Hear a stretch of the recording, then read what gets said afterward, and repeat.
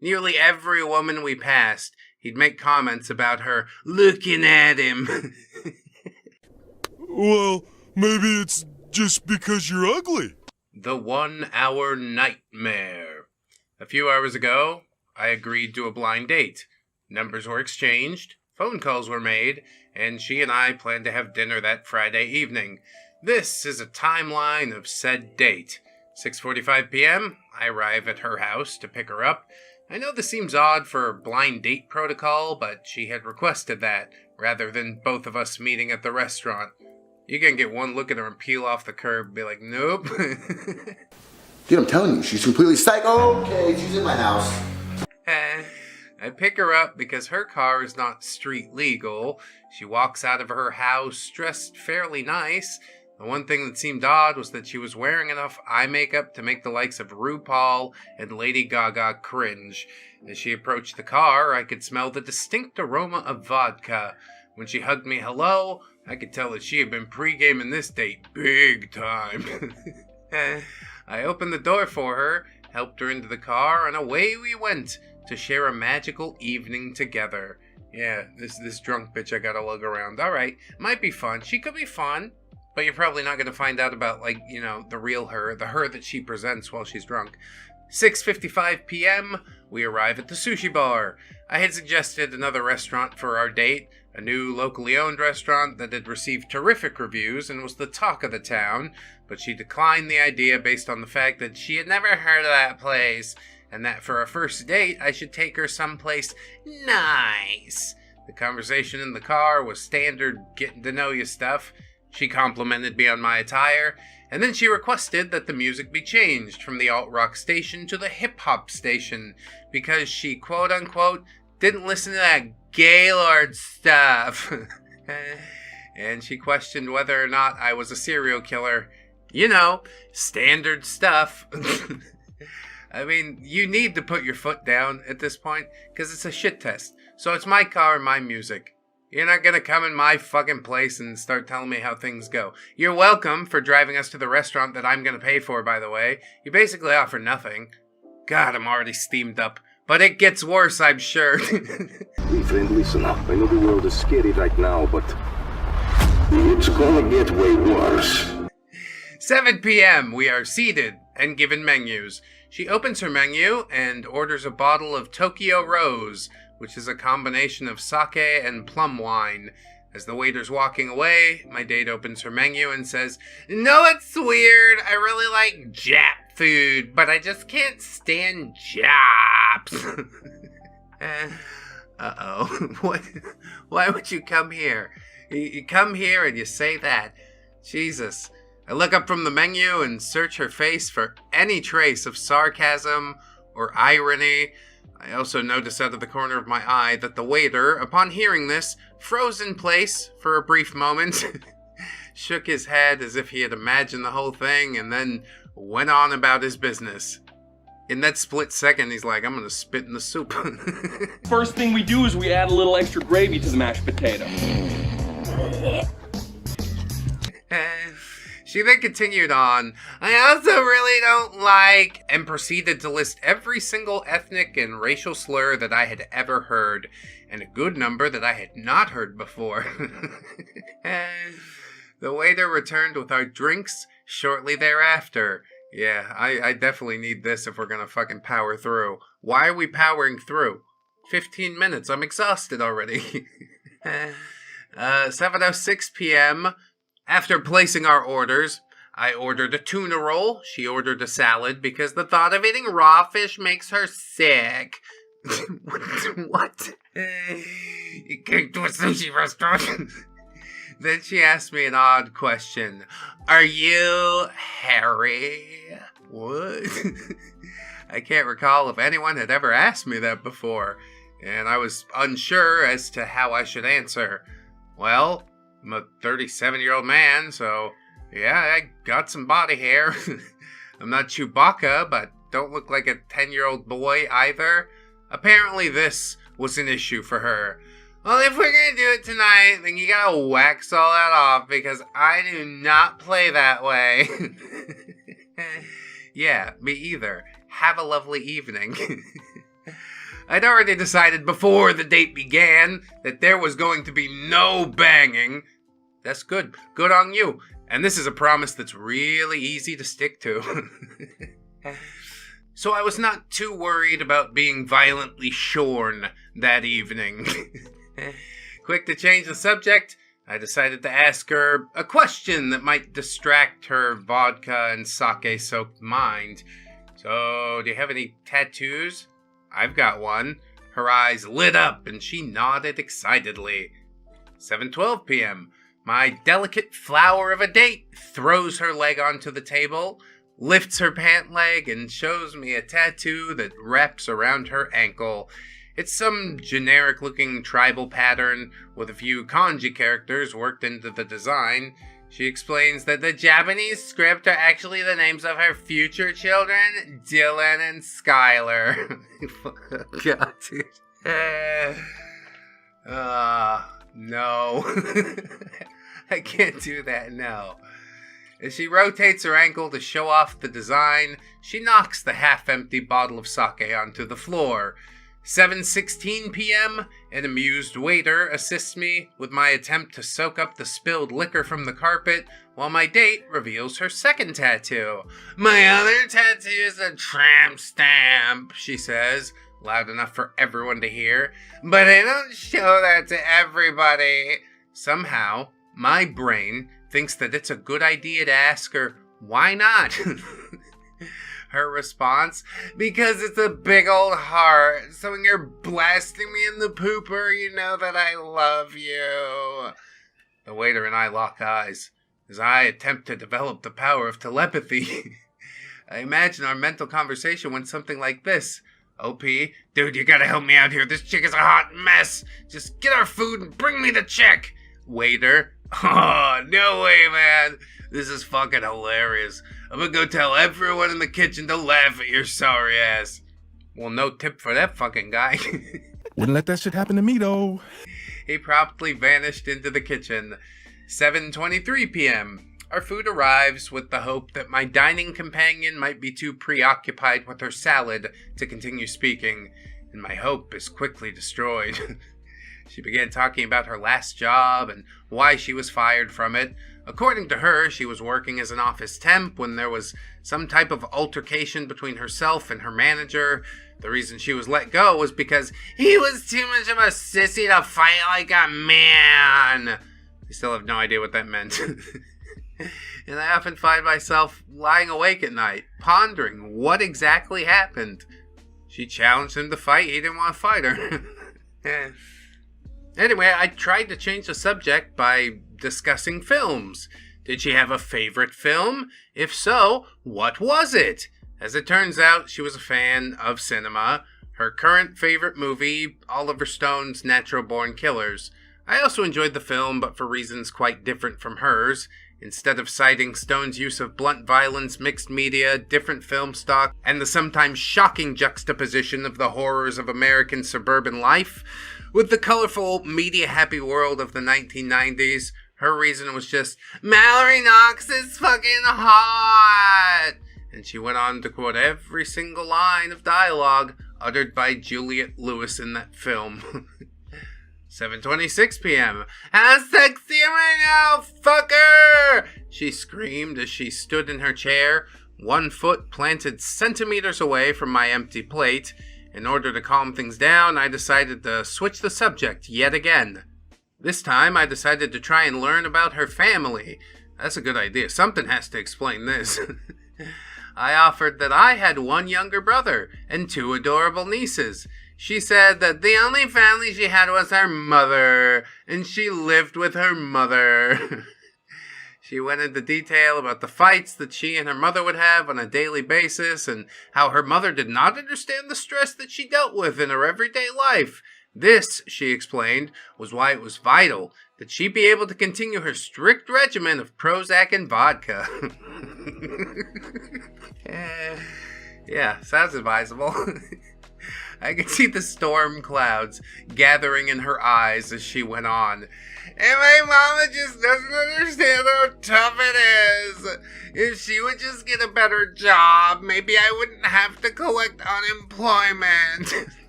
What the fuck? We are scraping the bottomest of the barrel right now. This is crazy. I mean, I have to remember to turn in that paperwork once a week? The dam holding back her emotions finally burst and she began crying, turning her eye makeup into dark rivers of grief. Bro, I gotta get the fuck out of here. This is a f***ing nightmare! I'm gonna go just get the guy and pay the thing and climb out a window. 7:30 p.m. The helpful and courteous waiter appeared at the table, looking resplendent in his branded apron and shit-eating grin. Can I get you to anything else? He offered, and I leaned over and said, just the check, please. He looked at me, looked at the sobbing train wreck in the opposite chair, turned his head, looked me in the eye, and said, not yet. And again, vanished into the kitchen. No, I'm going to twist your arm. Give me the little machine. I'll put the card in it. I gotta get the fuck out of here, man. 7:35 p.m. After ruining 2 napkins, I was finally able to stop the flow of tears coming from my date. The waiter, realizing that his last stunt more than likely cost him a tip, returned with the check. I quickly gave him my card, which he ran with all haste.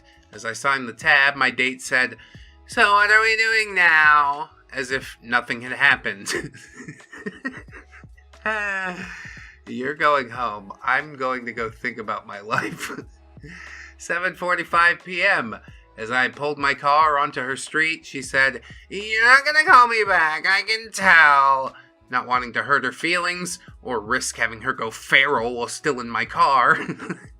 I said, I just don't think I'm the right guy for you.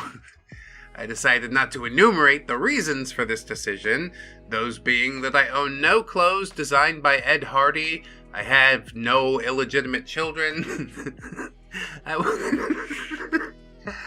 was not training to be an MMA fighter, and despite being a huge fan of the show Breaking Bad, I have absolutely no idea how to cook Crystal. When we pulled into her driveway, she began crying again. Oh God, last ditch. Just swing the door open and kick her out. Unbuckle the seatbelt and boom! You can get her in one fell swoop. You just gotta practice a little bit.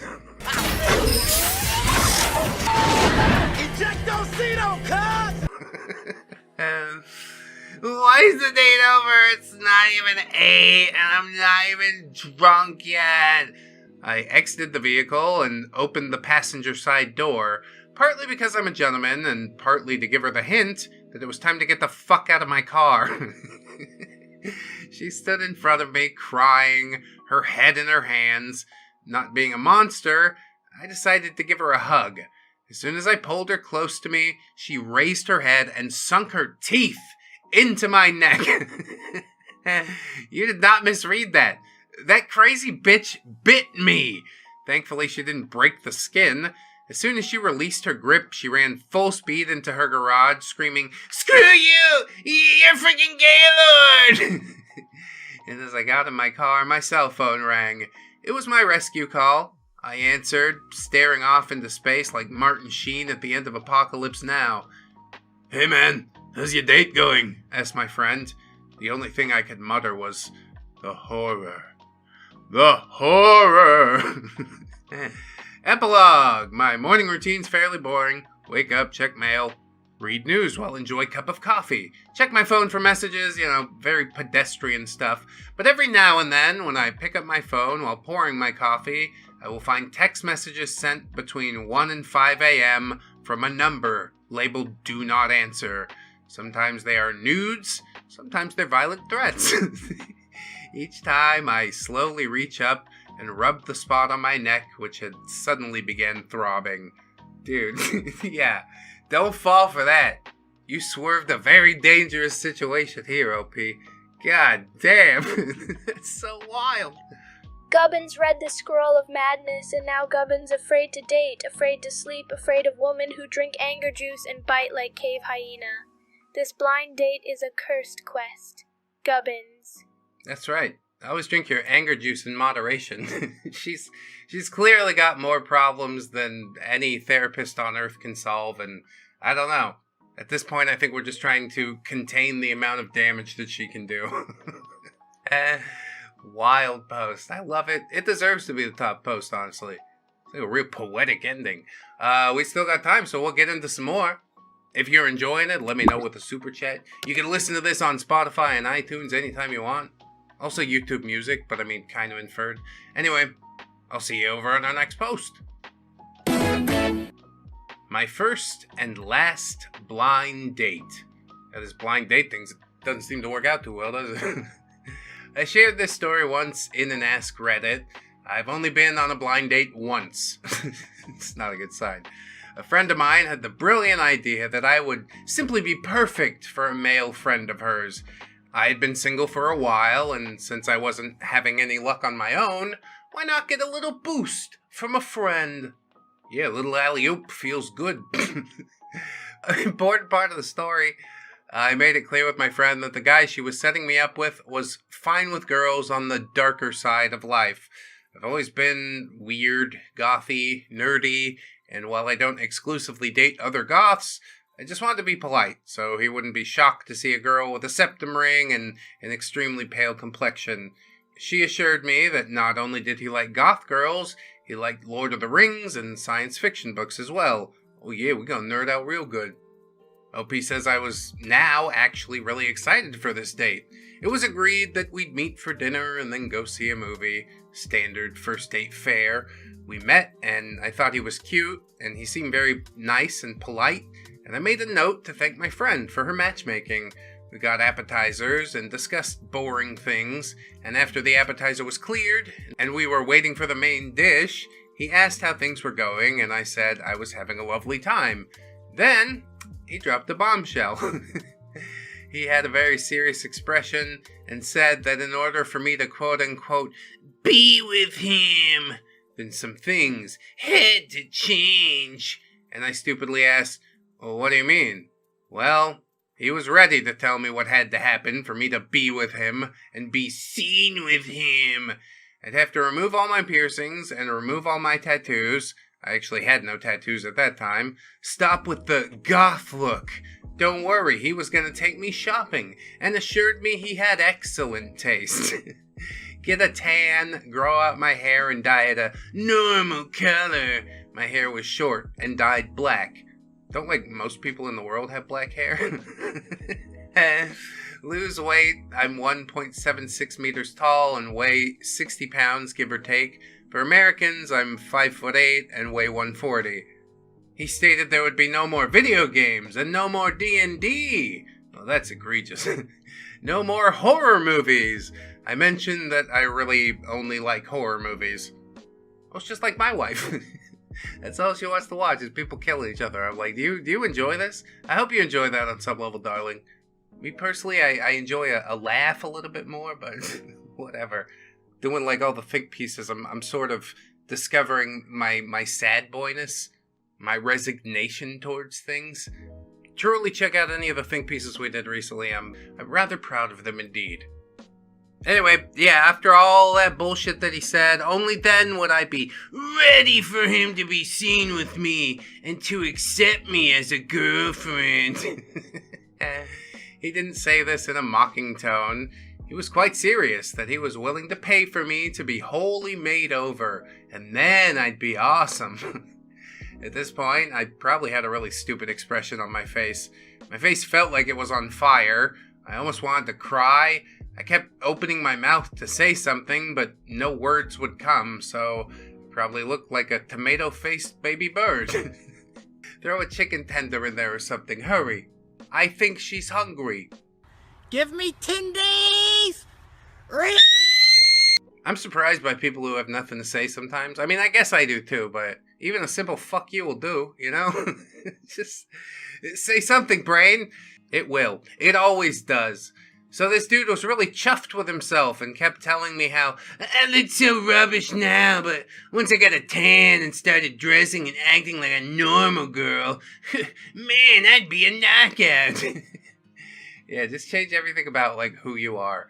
I don't like how you dress or act or your existence, so if we could just change all of that, then I'd totally go out with you. Yeah, what an offer. I pass.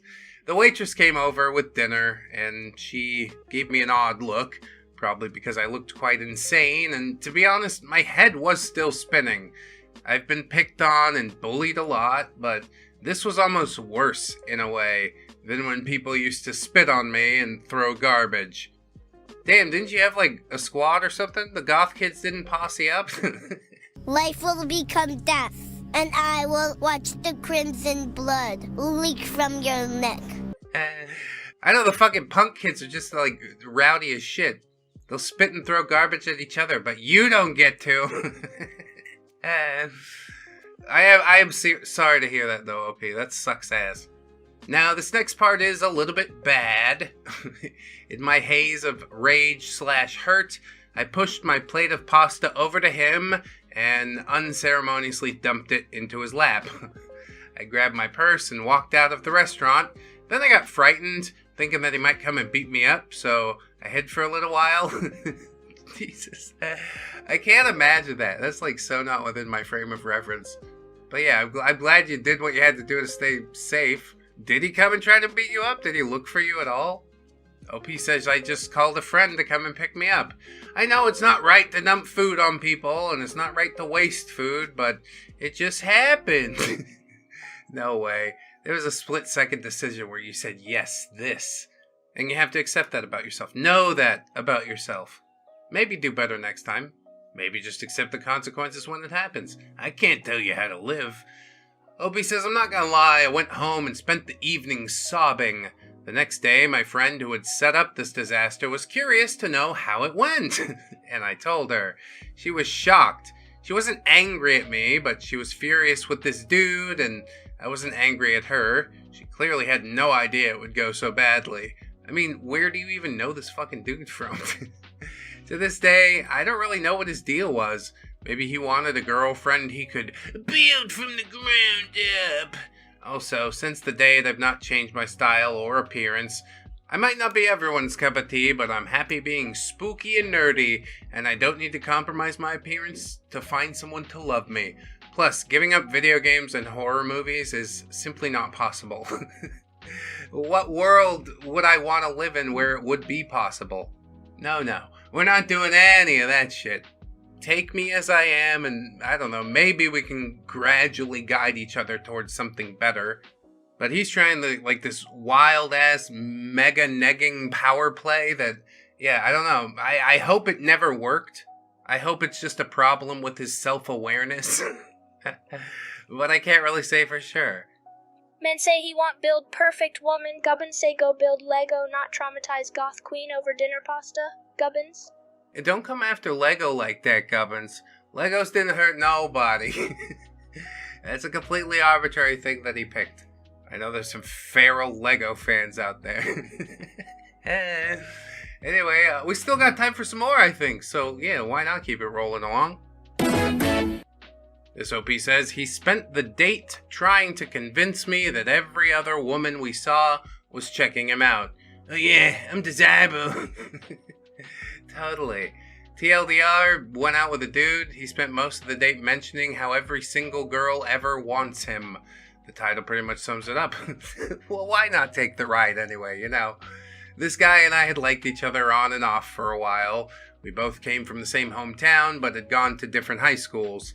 A few times a year, it would seem that we'd bump into each other as we rotated in some of the same friend groups, especially in the latter part of high school, and after graduation when we started going to get-togethers and parties. We'd bump into each other after months and months of not seeing the other, reconnect, have a good time together, and then go our separate ways, with the promise to stay in contact and catch up sometime, but of course, that would never happen. Life would get in the way, and the cycle repeated. Yeah, nobody actually cares about this very much currently. All this went on from about the ages of 16 through 19, and that's when I moved away for college. A year or so later, I bump into him at college. Dude, he's stalking you or something. This is not good. He had worked for 2 years after finishing high school and was now studying. We exchanged numbers, have a quick catch-up between classes, and he asks if it's okay to ask me out sometime. I mean, are you doing it now or sometime in the future? Okay, great. Thanks, OP. We got along well as friends, and we'd liked each other in the past, so I was looking forward to getting to know him on a deeper level. He texts me about a week later and asked if I'd like to have lunch with him the next day. I agree, and we make plans for the next afternoon. Super duper. The date started out well. We knew each other beforehand, so there wasn't as much awkwardness or nervousness. We have a bit in common, and the conversation is easy. The waitress comes over and asks if we'd like more drinks, and after she leaves, he asks if I noticed anything about her. I was confused, so I said, no. You didn't notice her checking me out? He asked me. She may have done, but in all honesty, I wasn't paying that much attention to her. I was pretty certain that she hadn't, but I didn't think too much of it nonetheless. That was until we went for a walk through town afterwards. The restaurant was near to a beach, so we went for a walk through town and along the boardwalk. Nearly every woman we passed, he'd make comments about her looking at him. Well, maybe it's just because you're ugly.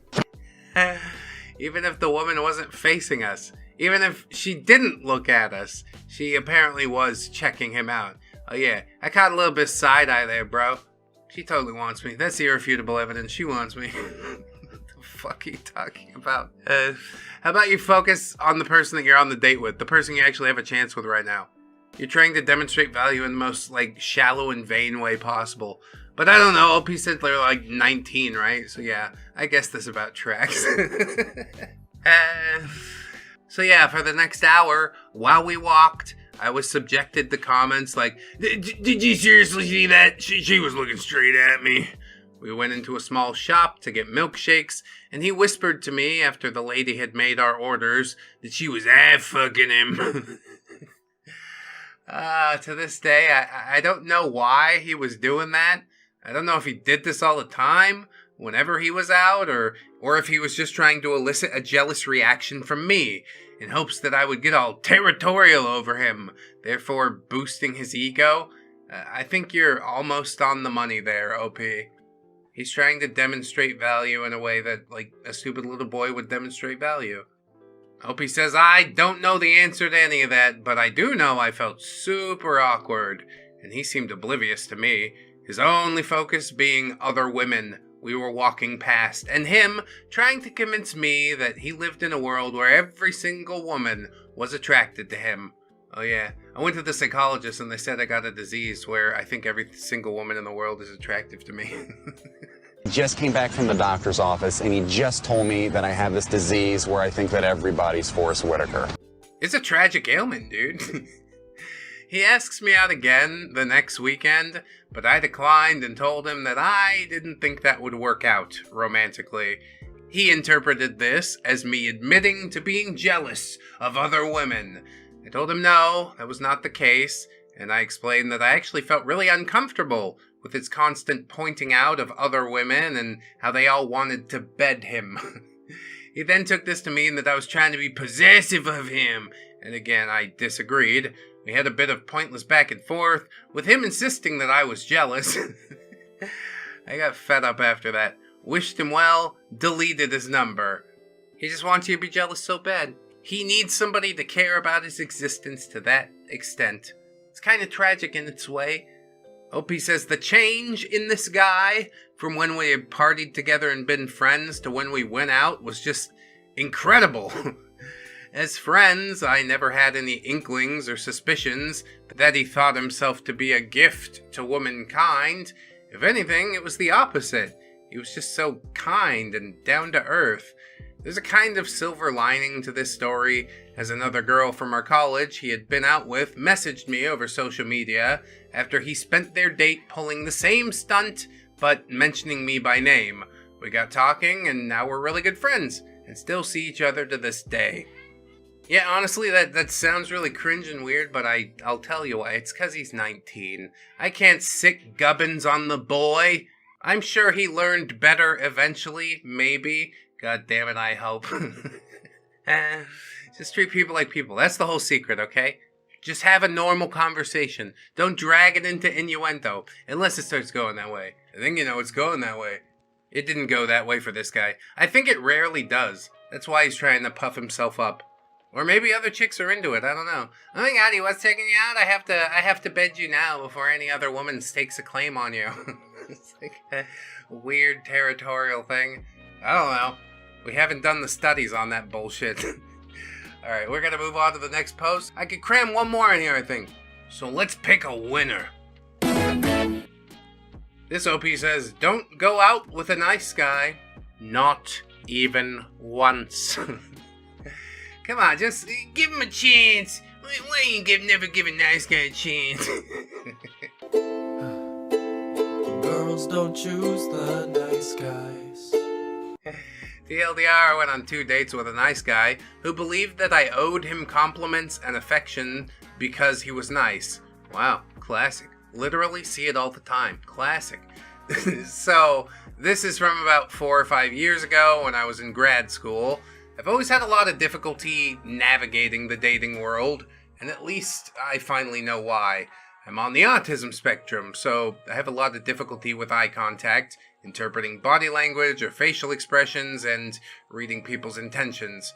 However, at the time, I didn't know that I was on the spectrum, so I was just like super self-conscious about my lack of dating experience, and was constantly questioning myself, and felt stupid, and believed anything that went wrong was all my fault. I'm pretty sure the whole being super self-conscious thing is a human experience in general.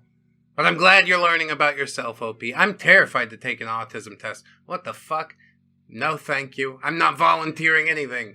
Anyway, after some encouragement from friends, I signed up to OkCupid and decided to give it a try. OkCupid. It's just okay. It's alright. It's fine.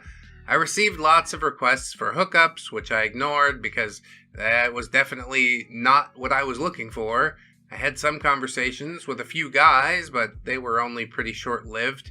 Finally, this guy, let me call him Richard. Get it? 'Cause he's a dick? Messaged me and seemed super interesting and charming. Richard's messages were littered with compliments that were nice to hear, seeing as I had really low self-esteem. He also worked as a musician. I was going to school for music, so it was nice to have that in common. I decided to give it a whirl and meet up for coffee. We get to the coffee shop and he's waiting with a huge bouquet of roses. Oh, how thoughtful. That's not fucking unwieldy or anything. Spectacle usually makes me very uncomfortable, but I thought the gesture was very thoughtful. He pulled the chair out, gesturing me to take a seat, and we began our date. After a series of compliments, he began to list all of the things that he absolutely would not tolerate in a relationship because he was worth more than that. I kind of figured, whoa, buddy, slow down. This is just the first date. But I also figured that it seemed perfectly reasonable to state what you're looking for and what you're not looking for. Yes, reasonable. Anyway, the date ended. He paid for the coffee. I thanked him and agreed to a second date. The coffee date had to be very brief because we had a limited time to meet during the day, and I didn't feel that I could get a solid yes or no yet. Once I get home, Richard sends me a text saying he had a great time and he's looking forward to our next date. I say thank you, that I looked forward to it too, and then I went to bed. The next day, I go to class, as usual. I put my phone on silent or turn it off while I'm in class because, yeah, duh, I'm in class. Once I have my break, I look at my phone to see dozens of texts from Richard. They started with, "Good morning," and more compliments, but as they progressed, they sounded very angry that I wasn't responding. I texted him back, apologizing, saying that I wasn't ignoring him, that I simply just couldn't text him while I was in class. He called BS on it, saying, "It's not that hard to send a text," and essentially said something along the lines of, "I should really bail on you for being so rude and inconsiderate, but I'll give it another chance since you're so pretty and seem apologetic." He also went on about how he was a nice guy and all he wants is to have his kindness and effort be appreciated. What effort? Harassing me through text? Gee, thanks a lot. I'm good. OP says, since I assume everything is always my fault, I apologized. Yeah, I think it took me a long time to break myself of that too. Our second date comes and we agreed to do something outdoors since I was dog sitting. He said he liked dogs and that he didn't mind, so we went to an outlet mall where they have plenty of places to sit outside. The whole time we're walking, I noticed that he refused to walk next to me and mostly stood very close behind me. He kept shifting around, and I noticed that he'd move himself to essentially act as a shield anytime there was another guy that was anywhere near me. I asked him about it, and he responded saying, "He's old school." And he was simply interested in looking after my safety. Dude, buy an umbrella. Pop that shit open if you see a dude trying to turn around, check it out. Waddling behind her like a penguin, probably giving her flat tires, stepping on her shoes. What the fuck, bro? You need to be sensitive to her needs. Anyway, OP says it did seem odd since I'm literally walking a large German Shepherd mix in a public place in broad daylight. I felt like I was made out of glass the entire time. That's really uncomforting. He's never been around a woman before. He doesn't know what to do. How old is he? Again, maybe I could offer him leeway. But yeah, this shit does hurt my soul. Once we get to where we're eating and sit down, Richard opens up with a barrage of concerns that he has about me. He starts by saying I've insulted him by accepting all of his compliments without returning the favor with compliments of my own. You really need this, don't you? Your self-worth is really just that small. He said he didn't feel he deserved this because of how nice he's been to me. Being the naive idiot I was, I thought it somehow made sense. I internally screamed at myself for being rude, since Richard's not the first person to accuse me of being rude for something that I didn't even realize I was doing. He also said that since this was date number 2, he was making an investment. Yeah, he actually said that. And that I needed to do the same. He told me that even though we weren't official, that he expected any woman he went on more than one date with to be exclusively seeing him and nobody else. He didn't want to put in the money and effort if it meant that she would only end up picking someone else. I was literally being talked to like I was a child. I didn't say anything at the time because I actually felt like I was in the wrong, and I completely froze up. This guy feels like he has carte blanche to do this shit. People are so non-confrontational. Get in his face. Your investment is jack shit. What, a pint of Ben & Jerry's and I'm supposed to be bending over backwards? You ain't ever done shit and you ain't ever gonna be shit, so get your head wrapped around that. You need to, completely unfuck yourself before you stand a chance. Do you understand what I'm telling you? Anyway, it continues. Once we finished eating, I offered to split the bill with him, since I didn't want him to feel that he needed to pay for everything. I told him that it would make me feel better knowing I contributed. Richard responded by saying no, and that I could contribute by showing him the appreciation he deserved. After the date ended, I felt completely burnt out and exhausted. Dude, as anybody would, I do think. I am sick of your shit. And when I'm not sick, I'm tired. I am sick and tired. Just existing around this person, it's very hard work. A few days later, I went to lunch with some of my guy friends who had a lot of questions about my date. I didn't really want to talk about it since I was embarrassed and confused, but I agreed because they all seemed so excited. Are these guy friends gay? If not, they might be angling on you. I just want to throw that out there. I asked for as much dating advice as I could, since I felt like I had no idea what I was doing, but I felt like I was disappointing Richard. When they asked me to elaborate, I explained what happened, and they seemed shocked and super upset. Yes, the White Knights ride forth. Again, I thought it was me, but to my surprise, they were all pissed at him and explained that this was super predatory behavior. I don't know, calling him a super predator is kind of generous, isn't it? He's a fucking derp. He's an idiot. He walked closely behind you and demanded compliments from you. I'd tell you what a super predator would do, but YouTube would demonetize the video. And they explained to me what a nice guy was and that Richard was trying to weaponize my misplaced guilt and issues with low self-esteem to paint himself as this amazing man that's being victimized and taken for a ride. Yeah, sort of narcissistic tendencies. I guess I could see him being a predator, not a super predator. Needless to say, I told Richard that I didn't think it was going to work out and that I no longer wanted to see him. Of course, he complained that nice guys finish last and that I wasted his time and money by leading him on. I'm much more verbal now with friends if something doesn't feel right, and I'm aware that if you have to constantly talk about how nice you are, then you're probably putting up a front. So yeah, nice guys, never again. Yeah, he was showing some of those signs pretty early on, I do suppose. It's good that OP's friends were there for her and picked up on that. I'm not going to let my perception of them get hung up over a simple word choice. Nice guy drop kindness like dog drop poop, expect praise, get stink, gubbins. Yeah, what kind of gift is like you have to praise me for it afterwards or compliment or whatever? That's so stupid. Your head's all wrong. You got a lot of things to sort out before you go dating people.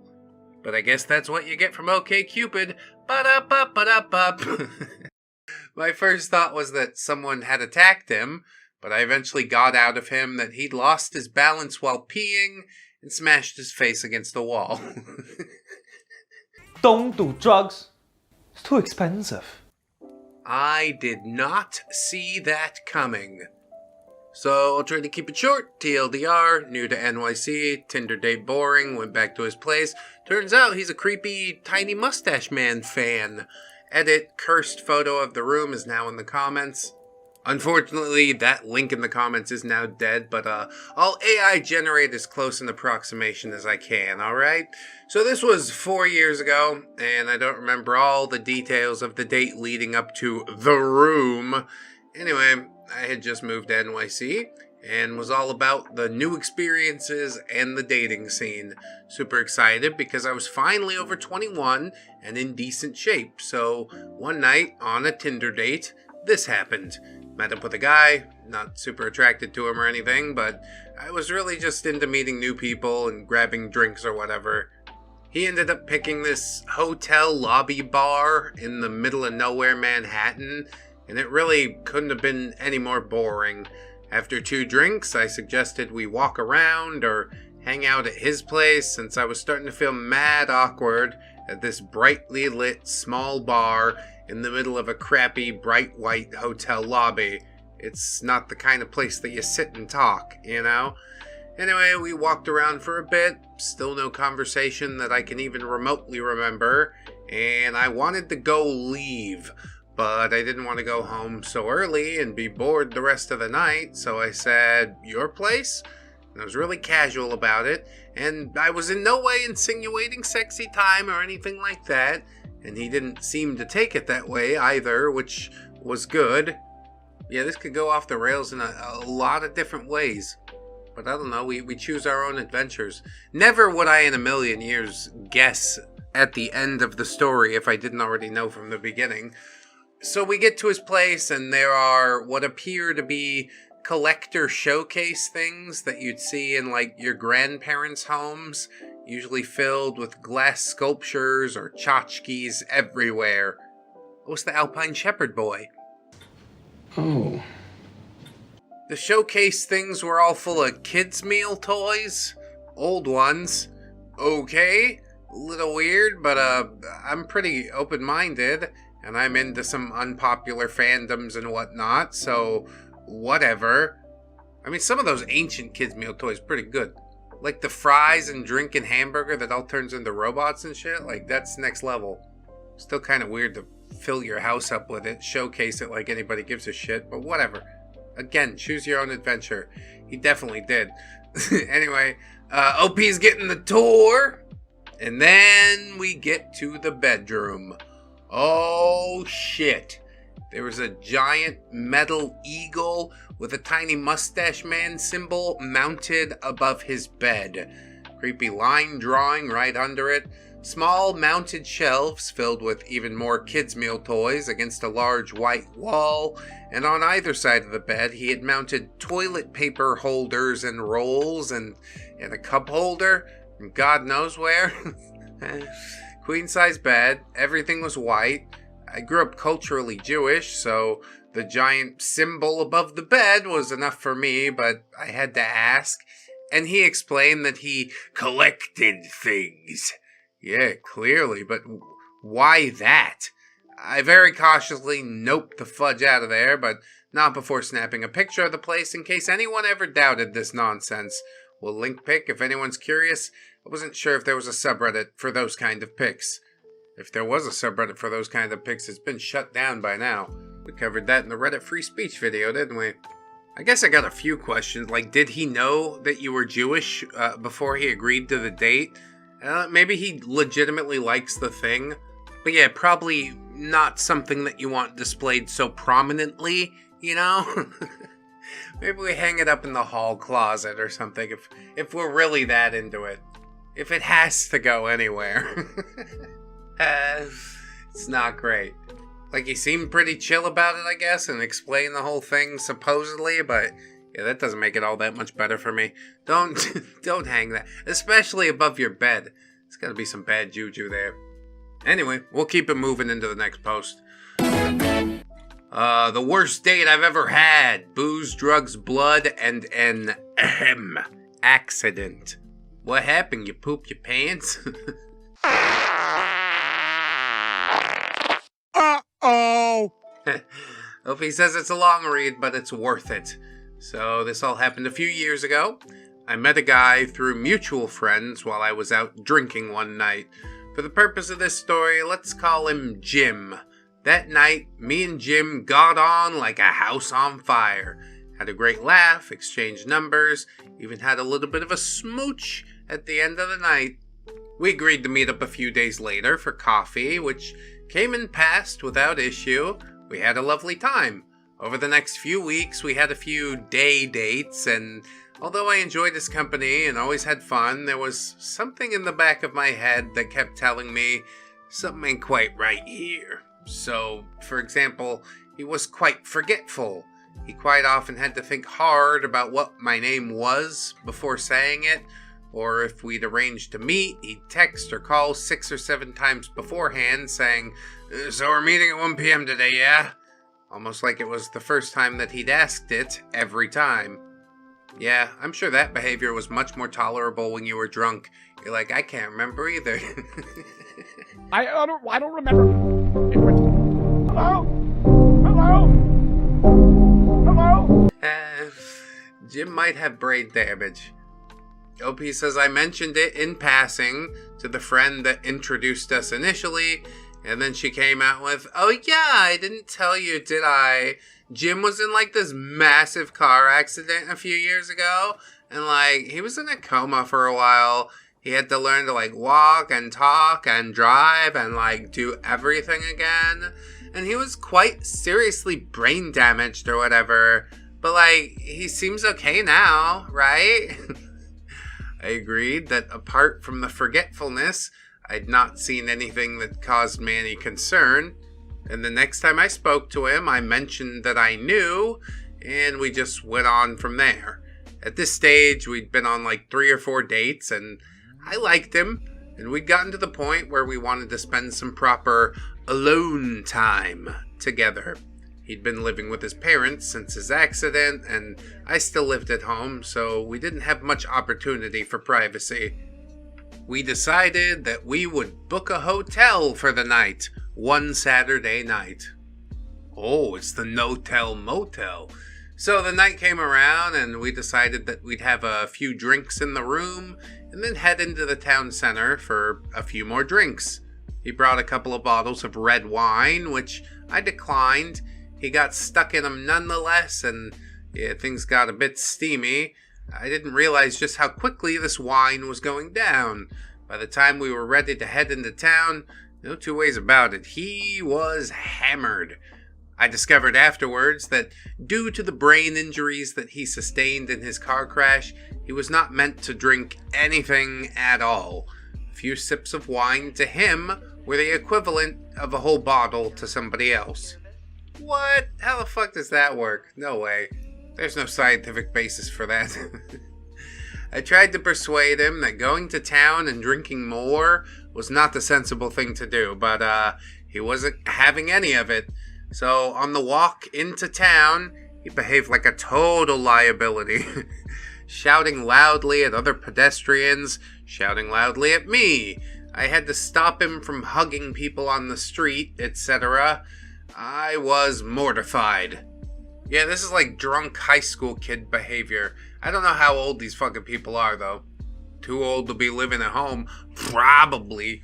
Should be worried about getting your life together instead of getting into a relationship, probably. But people hate when I say shit like that. We were turned away from pretty much every bar that we went to in town, made all the more mortifying by the fact that it was only 7:30 p.m. Fuck it, 7-Eleven's still open. We go get a couple of 40 ounces, drink them in the parking lot.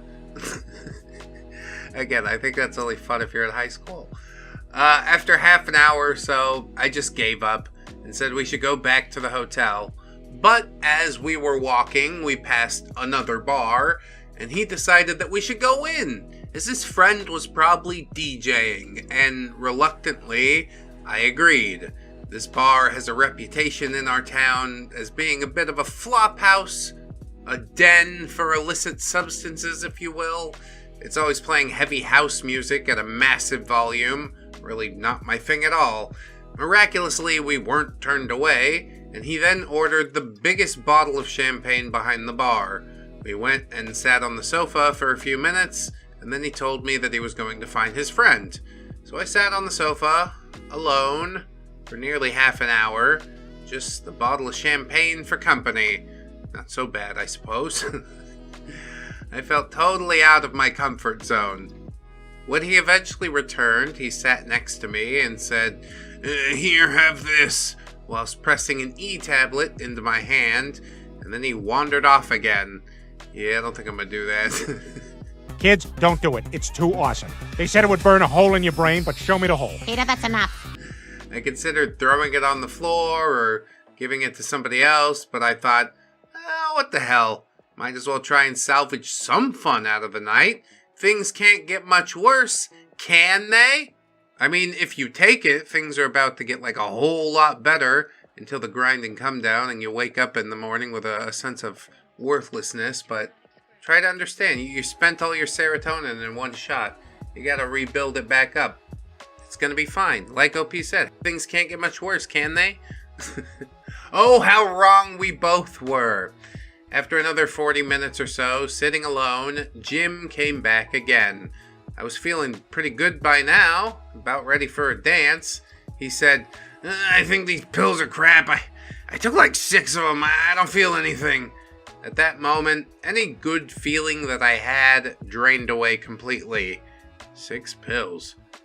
This was not gonna go well. Yeah, I'm pretty sure Jim's gonna die tonight. His body is going to cook his brain. I think it's best to bid you adieu. Where did you get the drugs, Peppa? Yo, man, what you talking about? Give me a fucking ambulance. OP says I was feeling pretty sober, so I decided it was time for us to leave. Although Jim claimed that the E wasn't affecting him at all, his mannerisms suggested otherwise. He was shaking all over, gurning like nobody's business, could barely string a sentence together. So we started the walk back to the hotel. As we were walking along the high street, he decided that he needed to pee. He went off down a side street, and I told him I'd wait for him at the top of the road. Well, I waited. After 15 minutes, he still hasn't come back. Dude, he's frying. He's wandering out into the night. So I started walking down the side street that he'd gone down, looking for him. I found him about halfway down, trousers undone, shoes missing, face absolutely covered in blood. What? My first thought was that someone had attacked him, but I eventually got out of him that he'd lost his balance while peeing and smashed his face against the wall. Don't do drugs. Don't do drugs. It's too expensive. There was also a certain aroma about him.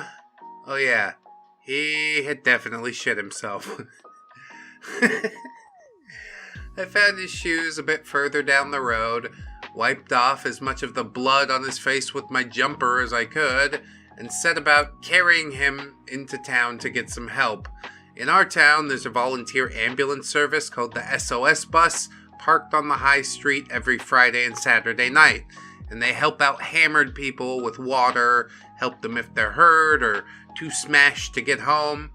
Nah, I don't trust that shit for a second. Don't trust the police, no justice, no peace. They got me face down in the middle of the street. I'm on illicit drugs, they're gonna mark it down like, I can't put my name into the system for a bottle of water. If they got orange juice, I'll consider it though. Oh, fucking orange juice. At the SOS bus, one of the nurses cleans up the cut on his face. She could clearly smell that he had crapped his pants too, and keeps asking, have you had a bit of an accident, love? To which his only reply was, yeah, I hit my face. We eventually got clearance to leave, got into a taxi, back to the hotel. As soon as we got back, he locked himself in the bathroom and refused to come out for a good hour and a half. All the while, I can hear water running and him shouting from inside.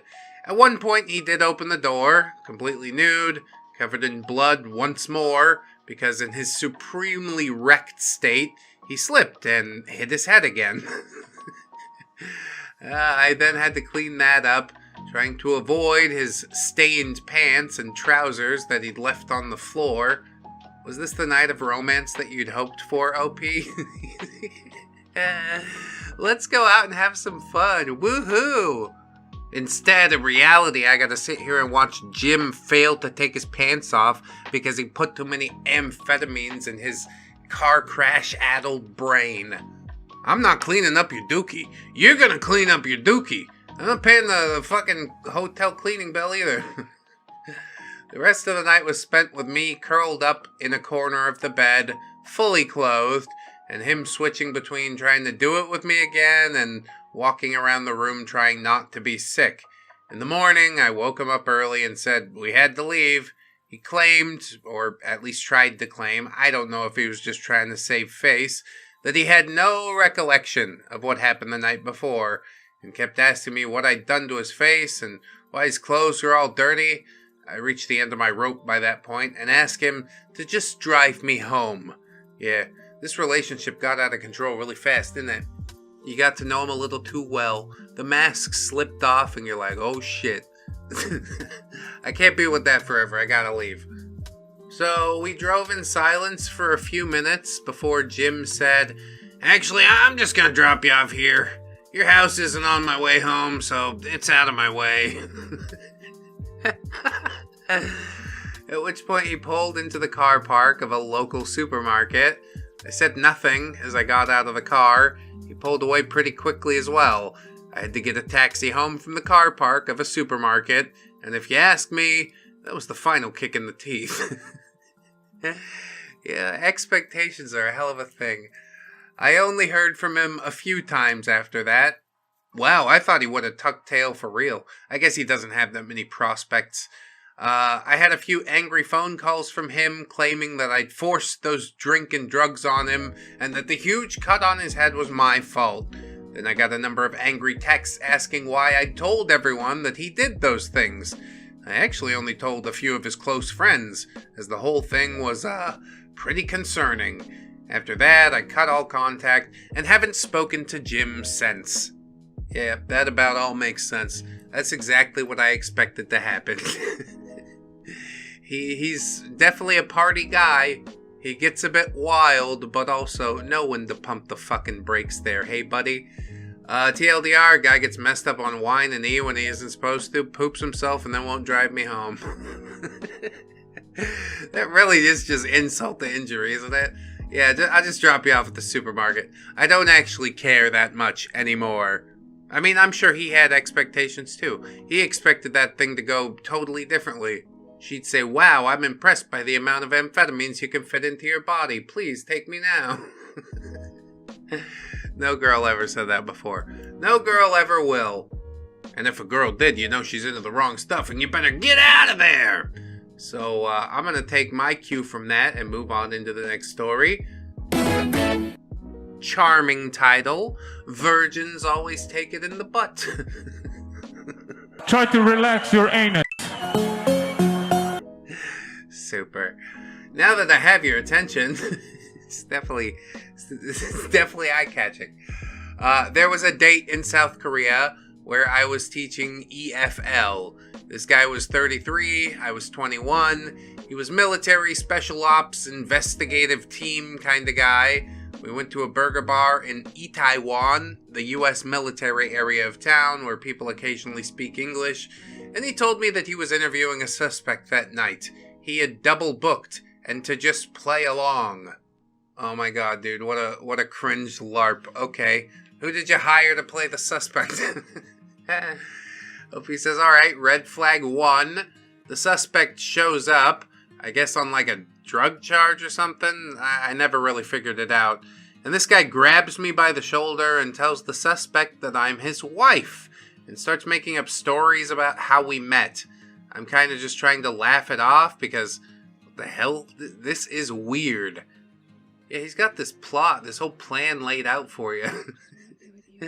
It's unsettling. Maybe bordering on dastardly. Suspect finally leaves and he thanks me for playing along and tells me he's paying for dinner because I was a good sport. Yeah, okay, cool. I then get food poisoning and proceed to become sick most prodigiously in the restaurant bathroom. Like a champ, I splash water on my face and come out of it looking pale, but not terribly worse for the wear. He asks if I'd like to go back to his place, and like a fool, I agree, because the world is kind of spinning, and the subway ride back to my little moldy attic in Daichingdong is long, and I would really like a place to sit down. You think this is the sort of fellow that's going to tend to your illness? I guess we'll see.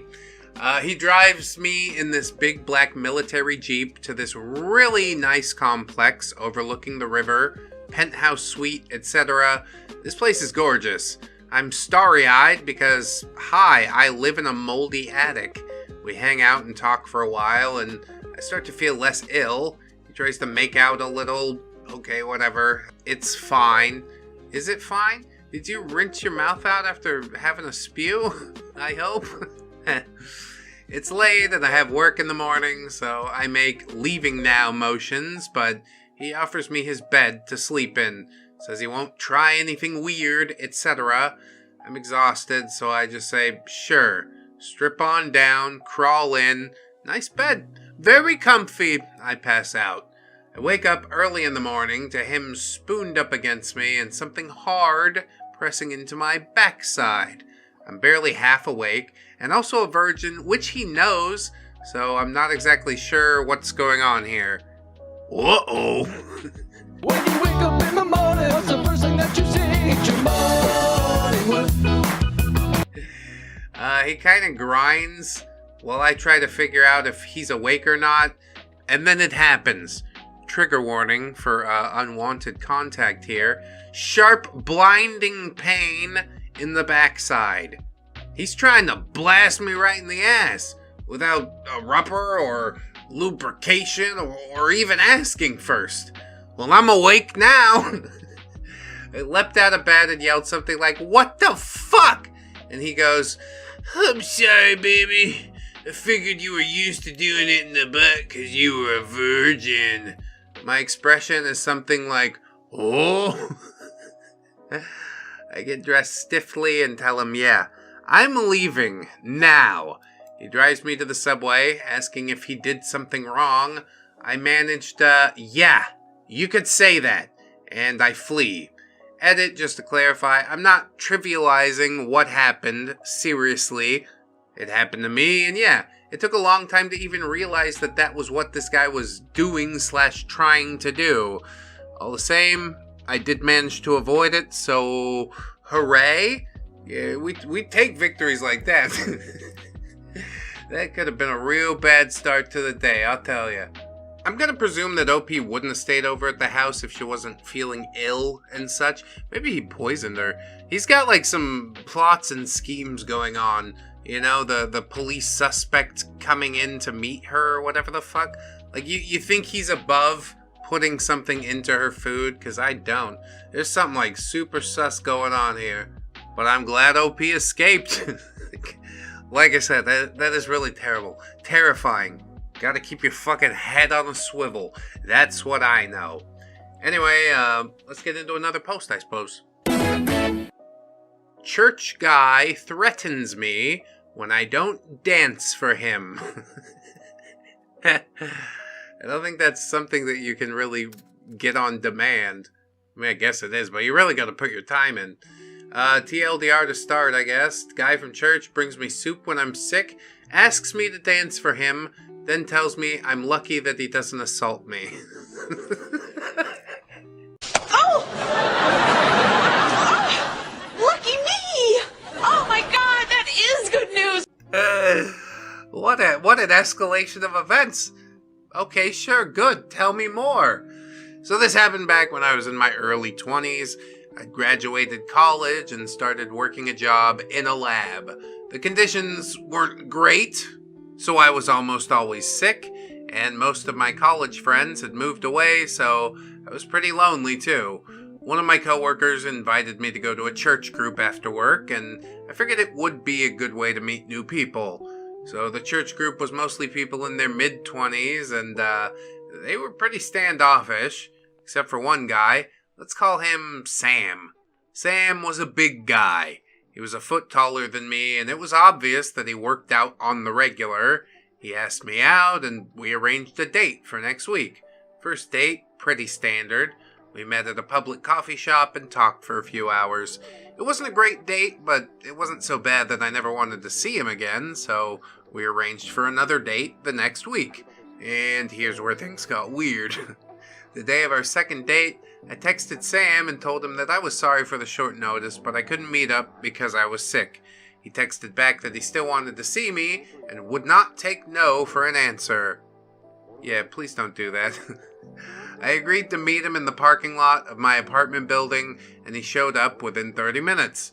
When we met in the parking lot, Sam was carrying a bag of groceries, and he insisted that he come up to make me some soup.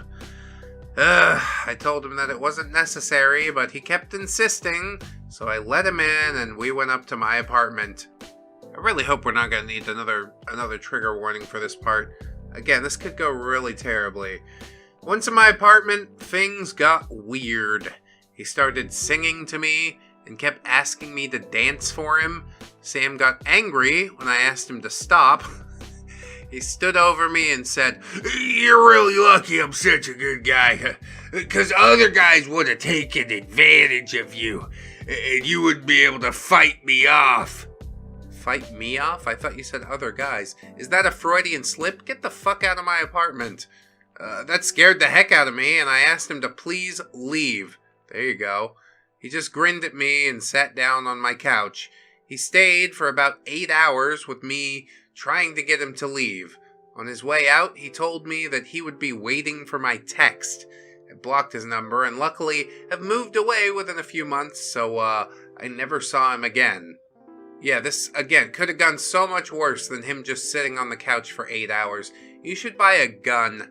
If you squeeze me, I make bad people go away. That'll generally get even the most obstinate of people to move their ass. You don't want a 9mm hole drilled through your body, do you? I guarantee this is not his first time with these shenanigans. It's probably the whole fucking reason that he goes to church. So disheartening. We really can never have nice things. I hope you told the congregation. I hope he got his ass kicked out. You are persona non grata at our whatever youth group. What kind of weird shit is that anyway? I'm gonna make you some soup while you dance for me? Like, bitch, I said I was feeling sick. I don't want to dance. Big dumb. Just unfixably big dumb. Anyway, we'll keep it moving into another post. We walk through Walmart. I declined the second date. Surprisingly aggressive texts, plural, ensued. TLDR, Hinge date. Guy looked significantly different than his photos. The place he wanted to go to was closed when we got there. We walked through Home Depot and Walmart. I declined another date. He asked me what he did wrong, and I said he should update his photos. He informed me that I was autistically hallucinating, and that he did, in fact, look like his photos. Yeah, give or take fucking 50 pounds. Come on, let's live in the real world, shall we? Long version. This dude asked me out on Hinged. He seemed interesting and looked okay in his profile, so I accepted. Once we met up, the following things became apparent. His profile pictures were extremely old, almost to the point of being unrecognizable. Yeah, got a picture of himself with the Twin Towers in the background. That's a little sus. The Starbucks that he wanted to go to, which took me 25 minutes to drive to, was closed when we got there. He repeatedly suggested heading over to his home, which was conveniently within walking distance. I declined and asked what else was around. We were in the middle of a huge, desolate shopping complex near a highway. The only nearby businesses were Home Depot and Walmart. So we talked about our lives while walking through these romantic destinations. Yes, isn't it what every little girl dreams of? This dude mentioned that he had a cousin with autism and wanted to help him, but he said that he didn't know too much about autism, and I replied that I know a pretty good amount because I have close family that has it, although I myself do not have it. Then I talked about the difficulties that my autistic family member has faced and how hard that can really be. This will all be relevant later. So, several days down the road, he calls me to ask if I wanted to go on another date, and I declined. Today, the following texts happen, and this is the conversation verbatim. Him, "Hey OP, I was wondering if you could share with me what could I do to, get girls to date me. Like, is it my appearance? Should I shave? Is it what I say? Do I ask too many questions? If you could help me to become more attractive, I'd really appreciate it." Bro, all that shit comes from inside yourself, and you're clearly not willing to put in the effort, so, I don't know, pack it in. Not my job to fix it for you. But OP says, yeah, it would be good if you could update your profile photos, because you look a lot different in those. Also, I felt kind of like the Starbucks closing thing was a ploy to get me to come to your house. Apart from that, I just don't know that there was a connection when we talked. He says, "Please accept my apologies on inviting you to my place. I have AC and a place to sit and chat. I did not intend to make you uncomfortable with that. I'll get a haircut and a shave. Thank you for coming to meet me. I won't bother you again." And OP says that she didn't respond. And then he chimes in a little while later and says, "You know what? I look the same, just with slightly longer hair, so either your vision is off or your autism has you seeing things. Either way, I'm not interested in seeing you again. Do not contact me again." And really, you should have let that one hang in the air like a bad fart as well, but OP gets lured into responding and says, "Don't ask questions that you don't want answers to. You should probably see a therapist. I hope you could fix your attitude one day and find someone that's right for you. Bye." Then I blocked him. Today, I learned a lot of things.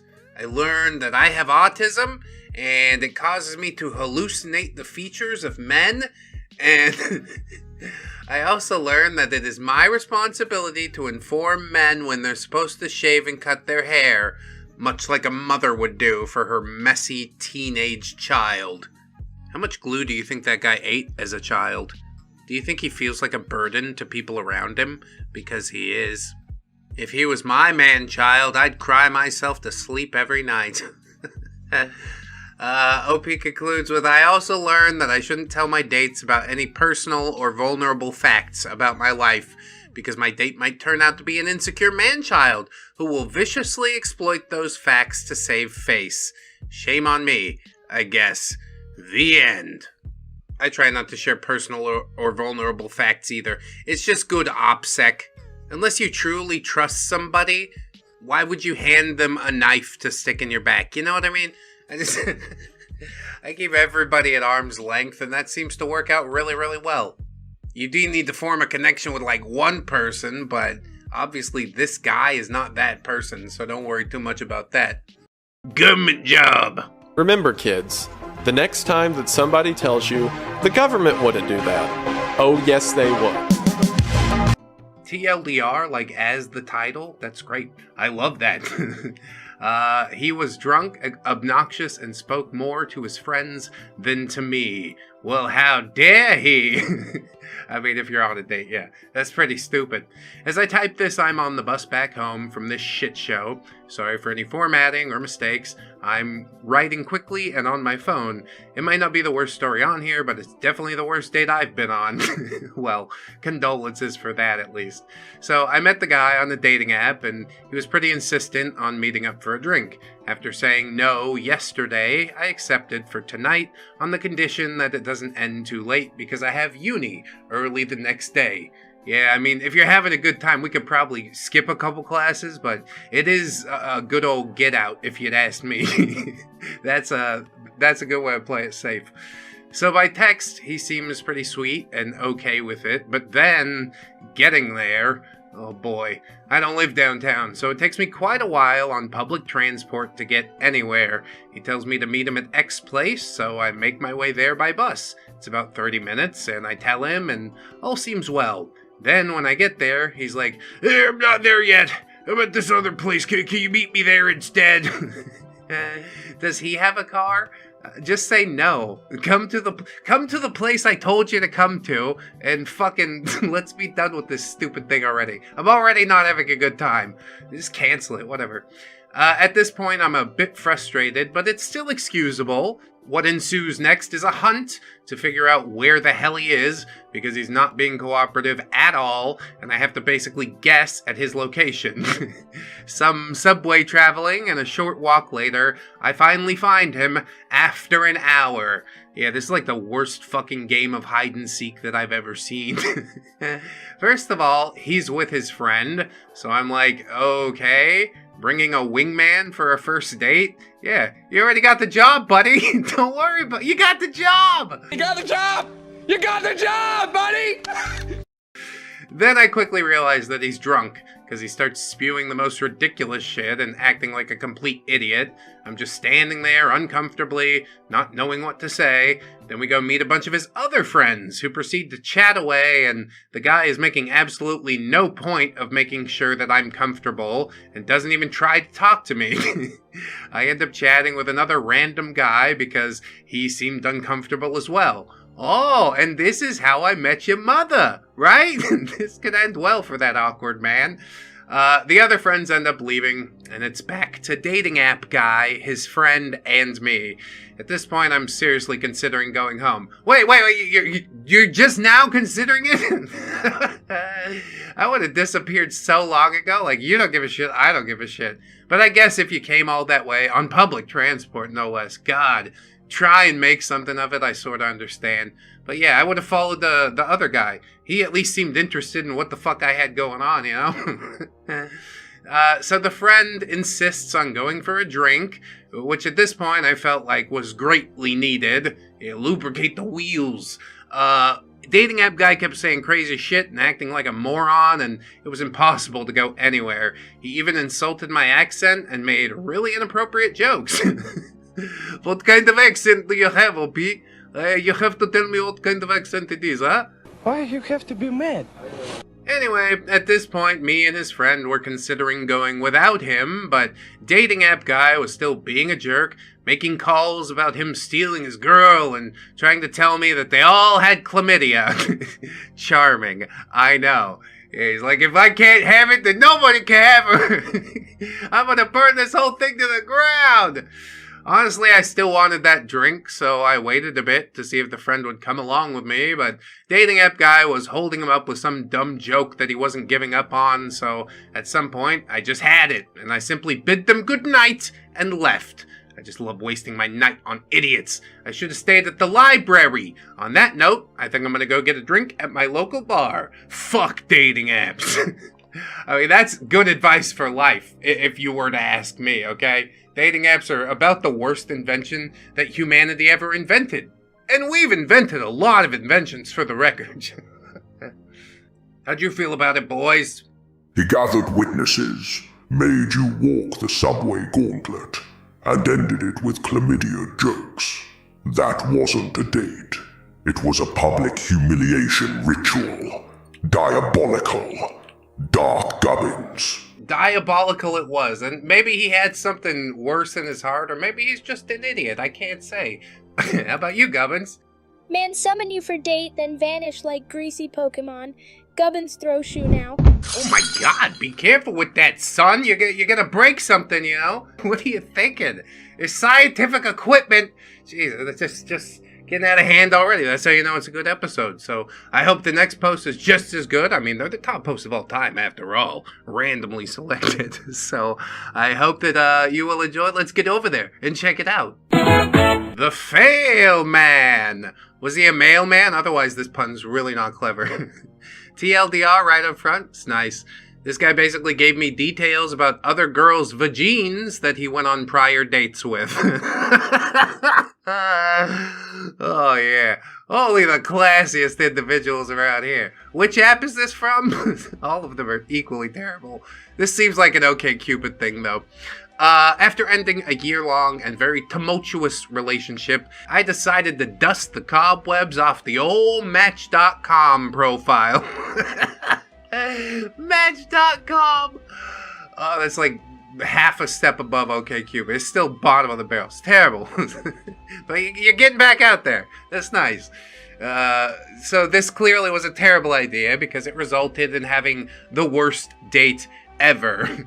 I perused the numerous pages of somewhat lackluster real estate and came across AJ. AJ enjoyed the occasional round of golf, complete with the ridiculous golf outfits and Boston sports teams, much like myself. Well, see, this could be the beginning of something beautiful. I always wanted to wear a golf hat with a pom-pom on it. I'm just not rich enough to pull it off. His employment description read, government job. Remember, kids, the next time that somebody tells you the government wouldn't do that, oh yes they would. Government. My mind immediately began to fantasize about a real-life James Bond or Jack Ryan. Oh yes, just like in those novels that I love so. I was simply delighted when he suggested we meet halfway between our homes at a bar for some drinks. I sipped on my glass of Pinot Grigio while awaiting my CIA or FBI man to arrive and daydreamed about how dapper he would look in his uniform. Yeah, hope floats, I'll tell you that. When he entered the bar to greet me, I was somewhat disappointed that my sexy 007 suitor was actually a mailman. It's perfect. Yes, this is what I wanted all along. Not exactly what I was expecting, but he was handsome and employed nonetheless. Yeah, and fucking in shape. You understand how difficult it is to be a mailman? He's lugging around heavy packages all day? Fuck yeah. I mean, I might be biased. It was my job in the Navy. AJ then excused himself to go to the bathroom to change, and when he returned, his outfit was a serious downgrade from his previous USPS getup. To my horror, AJ was sporting some sort of Walmart off-brand True Religion denim, completely bedazzled in crystals and spikes that could possibly have been purchased from the women's section, considering how snugly they fit him. Yeah, once I'm done with my job, I like to come out and get my freak on, you know what I'm saying? That's the best part about all this. When he pulled up a chair next to me, I noticed his plain white t-shirt had enormous metallic angel wings that sprawled all across his back. Oh yeah, like Ed Hardy or something? That's cool, man. Do I detect a note of sarcasm? Are you kidding me? This baby is off the charts. Why? Urging myself not to not to judge a book by its cover, AJ and I got to chatting about how our Match.com experiences had been treating us. I mean, we're here, aren't we? I've been on Match.com for quite a while, and for the most part it's been good, but the last 2 dates I've been on were horrible, AJ shared. My interest was clearly piqued, so I insisted that he elaborate. And elaborate he did. Don't forget, you asked for this. I don't know why you asked for it, but you did. So 2 dates ago, I was out with this girl, and things are going pretty well, said AJ. Drinks led to dinner, and then I went back to her place for another drink, and I started to go down on her, but her fish wrinkle smelled so bad that I, ran to the bathroom and called my cousin to pick me up, he said. Yes, all of a sudden I've got an upset stomach. At this particular time, I was waiting for Candid Camera to appear because there was no way this loser, or any loser for that matter, could possibly think that this conversation was acceptable on a first or any date. And why in God's name did he have to call his cousin? So he could go bowling, probably. I mean, the truth is that a dude like that, it's no wonder that's the chick that, let him go down on her. She's got no standards either. Somehow his standards are higher than hers, and I find that, terrifying mostly. She's out there somewhere, fellas. Oh, no!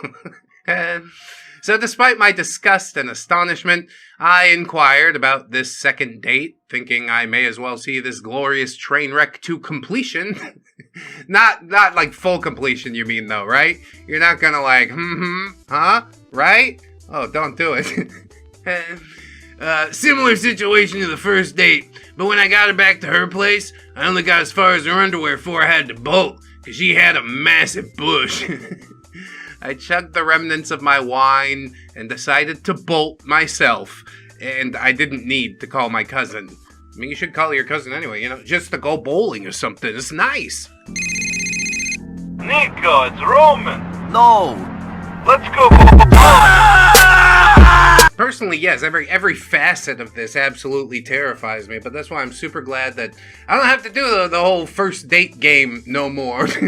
Because it is one of the most tumultuous and terrible things. Your heart's all at Twitter and you're the future could be anything, and then you meet the person and the reality just smashes you to the ground every time. Almost every time. Not with my wife. She met all of the expectations, even beyond the expectations. Jeez, let's be honest. But yeah, that's the reason that I couldn't let her go, And I guess you just play the numbers until it pans out like that. I can't really give you any good advice. Stay away from Match.com is probably the advice that I'd like to give you. You want to get any input here, Gubbinses? Yes. The fail man. Mailman by day. Unsolicited gynecologist by night. Burn the profile. Salt the inbox. Dark Gubbins. I always love Dark Gubbins' advice. That's salt everything. You put it on snails, why not put it on your eyeballs, Your eyeball's basically a snail that lives in your head. Anyway, this is making me loopy, and I'm with it. So let's keep on rolling through it, shall we? This one titled My Only Bad Tinder Date. I mean, there's got to be at least one. You always remember your first one, even if it is your only one. Thanks for sharing it, by the way, also. Obligatory I'm on mobile and long post warning. Love it. TLDR went on a Tinder date, and he turned out to be a sexist, homophobic, white supremacist who thinks touching my ass without my permission is a great way to get into my pants. Well, who hasn't, that old chestnut. Yeah, I'm gonna need details. So a little context, I used to be really active on Tinder for actual dating purposes and not just hookups. Okay, but that's really not what the app is for, I've been on a few boring dates, but I generally had a good intuition about guys and have never been on a truly terrible date. At least, not until this one. We were also mostly speaking Afrikaans, which is one of 11 official languages in my country, and primarily spoken by white people. Yeah, and it sounds a lot like Dutch, so it's funny. So let's get to the story. I matched with this guy on Tinder. He had longer hair and was studying computer science, and since I'm a computer nerd myself, I continued the conversation as normal. Now, just before this, I had gotten really sick and wasn't getting any better. I had a bad cough, was having trouble breathing from time to time, and was generally feeling pretty terrible. I kind of blame my sick mind for not predicting this terrible, terrible date. I mean, just admit that he slept one past you, you know? you didn't have your head on a swivel, that's fine. He snuck one in. I mean, you know, a date. Nothing else. Nothing else got snuck in. So, I made it very clear to everyone that I was talking to that I probably wasn't going to be out much and wouldn't be going on dates for at least a few more weeks. Of the probably 3 guys that I was talking to and being friendly with, they all understood. Except this guy. I mean, that's probably the biggest red flag of all. And then the fact that you've folded and went on the date, that doesn't shine well on you either. I hope you've found your spine in the years since. He insisted that he come over to my house to bring me pizza and cuddle. No, I'm fucking sick. You think I want greasy pizza? This is gonna make you feel better. You're just an idiot that can't cook. Get away from me. I'd not met him at this point, and I told him that I wasn't comfortable having a stranger come over to my house, especially during the day when my male roommate would not be home. He kept insisting that we meet up, and eventually I gave in. Yeah, but fucking why? He told me to dress nice, and I told him that I was sick, so I was going to dress warm and comfortable. We agreed to meet for lunch the next day at a shopping center close to my house. Oh yeah, the food court. This guy is comprised of like 90% grease at this point, you know that? It's disgusting. Yeah, food court food. That's what I want when I'm sick. That's just as bad as pizza, you moron. So I arrive, and he's close to the restaurant that we chose. Now, I'm wearing a pair of jeans, a cute top, a scarf, and a jacket. It was winter. I was cold. He sees me and immediately looks irritated. Yeah, bitch, I was gonna take you to hot dog on a stick. You're supposed to wear your evening gown. Here's a nice glass of Chardonnay and hot dog on a stick. It always goes down smooth. Opie says I hug him hello, and he asks me, why I'm not wearing a dress, since he's all dressed up nice, and he doesn't like that I'm wearing casual clothes. Well, I brush him off, and I say, well, I'm sick, so I wanted to be warm, not look cute. That wasn't my priority. After rolling his eyes, we made our way to the restaurant. I mean, you could have pumped the brakes at multiple times before this interaction even happened. But even after the interaction, we're gonna keep on fucking trucking, are we? That's... It's brave. Kind of dumb, but pretty brave, too. So we take our seats and order some warm drinks, and I explain that I'm not feeling too well and just didn't feel like being too talkative, so I wanted to know him, and I gave him the leeway to talk as much as he'd like. Yes, a mistake, as we soon found out. So he starts going on about his university life, talking about a radical feminist he encountered on campus, then all of a sudden is on the meaning of life. Some people don't like small talk, so I let him go on telling me his opinion. He goes on to say that the only reason people are on this earth is to procreate, and women who don't want to have children are just a waste of space.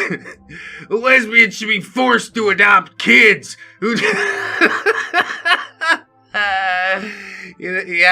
think that one's gonna work out. It might turn out a little different than you think. Are you crazy? Are you out of your mind? You don't want this kid, you have to take him. They should adopt kids who don't have parents, and all gay men should be imprisoned. You're really just letting the freak flag fly early, huh? Maybe we wind it back. Save this for a second or even third date. Better yet, just inside thoughts forever. Could you do that for me? My God. I was dumbfounded and should have left at that point, and I really wish that I did. We all wish that for you too, OP. I tried interrupting his rant with my own opinion on life, but no. He carries on as he orders a pizza for us to share without even asking me what I'd like. Well, I thought you'd like it if I was a man and took charge. Yes, extra garlic and anchovies, please. Me and my date are gonna make out later. She's like, oh no.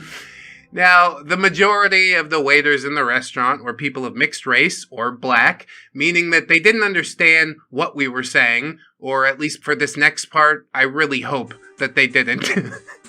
He goes off to show what a real supremacist looks like in a country where the majority of the population isn't white. He was saying blatantly racist, so white people were dominant, and he was saying there would be a revolution, and white people would take charge because everybody else would be in chaos. He's like written out this whole fan fiction for you. Really, Charles Manson came up with it first when he listened to the Beatles' White Album, you know? Well, God, I guess you're my best friend, being I invented you. But, it's a spin-off, I guess. It's another literary universe, maybe? But again, inside thoughts. I don't, especially on a first date. What? I'm pretty sure at this point, I stopped talking entirely. I just wanted to pay my half of the bill and leave. So as I finish the pizza, I suddenly go into a bit of a coughing fit. My lungs hurt real bad that day, and being outside in the cold, even for that little bit of time, probably didn't make it any better. He then looks at me and says, "Oh, you're really sick, aren't you?" What was your first fucking clue? The fact that I said it. You should believe it, okay? I asked the waiter for the bill after I recovered, and although he protested, the guy, not the waiter, I paid my half. I didn't want him to have anything over me at this point, and just wanted to leave. Honestly, smart play right there. He's like, you gotta pay me back, make it up to me for the date that I paid for. It's fine. We're not interacting. It's my choice now. So as I'm leaving the restaurant, he insists on walking me to my car. Oh, sweet, yeah, thanks. What a gentleman. Although I decline and I start to walk away, he follows me. Ignoring him, I go to pay the parking ticket at the ticket machine, and as I stand there, pulling out the change, he comes and stands right behind me, like breathing into my ears behind me. I gotta deck 'em all. And as I finish paying, he grabs my ass. God. You're trying so hard to ignore him, and he's just like, yep, silence is consent. What is wrong with you? He really thought somebody'd be totally on board with all the crazy shit he just said. This is what an echo chamber will do to you, man. If I had the energy at that point, I would have elbowed him so hard that he would have crumpled to the ground. I mean, why not? Lead pipe upside the head, that's what I'm talking about. Instead, I grabbed my paid ticket and made a beeline for my car. He's on my heels, and as I get to my car, he insists we sit inside my car and chill. Yeah, thanks, I'd rather die. I look at him and tell him I'm not feeling well and still have stuff to do. Before I could carry on trying to get out of that situation, he says, But I want to do you. But I want to do you. Okay. Yeah, sure. Since you said it out loud. I look at him blankly. Don't even say goodbye and get into my car. I lock the doors as he tries to open the passenger door, and I drive off. Dude, what the fuck? He was really serious about it. That ending is super scary. What? I still got a message that evening saying how rude I was and how I didn't deserve such a nice guy taking me out.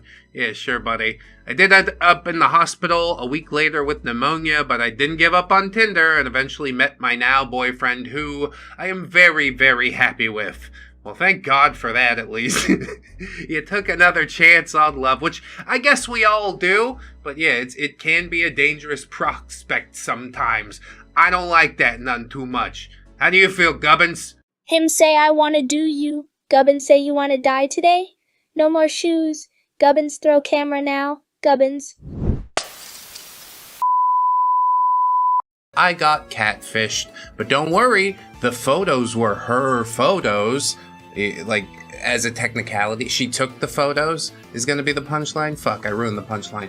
TLDR. Oh, good. It's right at the front. She used photos she took of another girl so that they were her photos to use on Tinder. I'm glad I didn't spoil anything, honestly.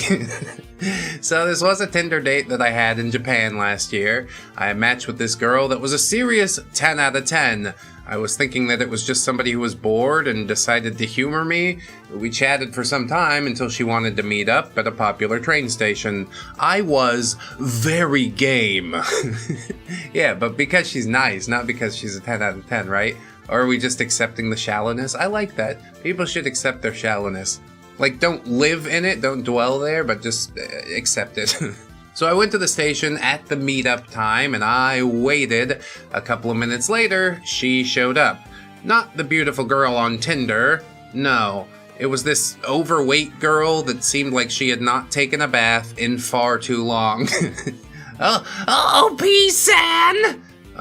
Yeah? It's me, Catfish Chan! Oh, great. Son of a bitch. The station was pretty far from home for me, so immediately going home didn't quite seem worth it. I humored her, and we went on a date for the next 2 hours. We went to the surrounding little restaurant, Izakaya, to drink and whatnot, so yeah, I wasn't too happy with all this. I proceeded to drink heavily to try and get past my agitation. I finally felt comfortable enough to ask her why she didn't use her photos on Tinder, and she was just like, "Oh, those are my photos, 'cause I took the pictures!" Clever. So yeah, that answer didn't make me too thrilled. I just kept on drinking until I felt like just going home. When we were gonna pay, she took the check and said, "It was on her!"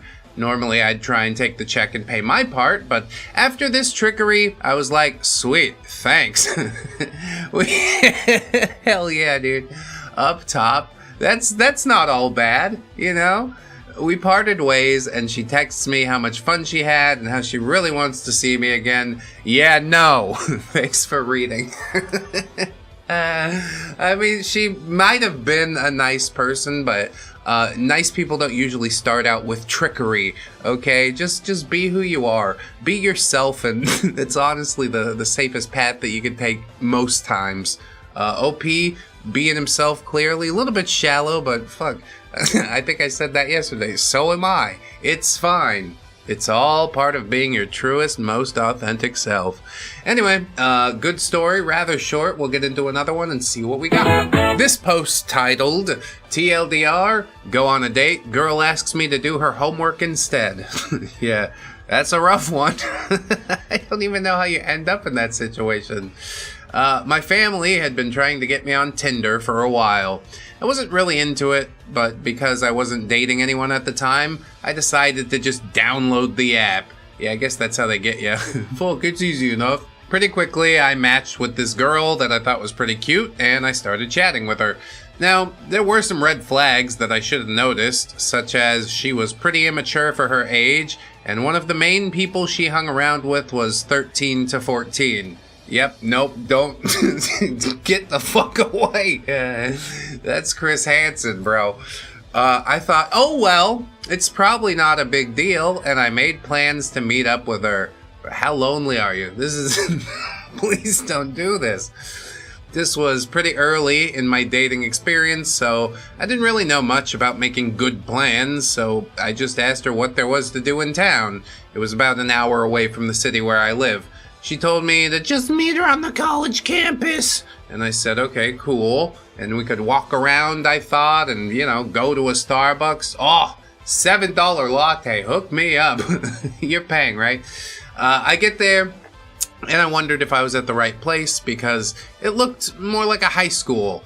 Turns out it was some sort of small-town community college building. The building was standalone. There were no other buildings, and the floor was black and white checkered tiles, so yeah, you got the idea that it was basically a high school. Is that the spoiler for this story, that she was in high school?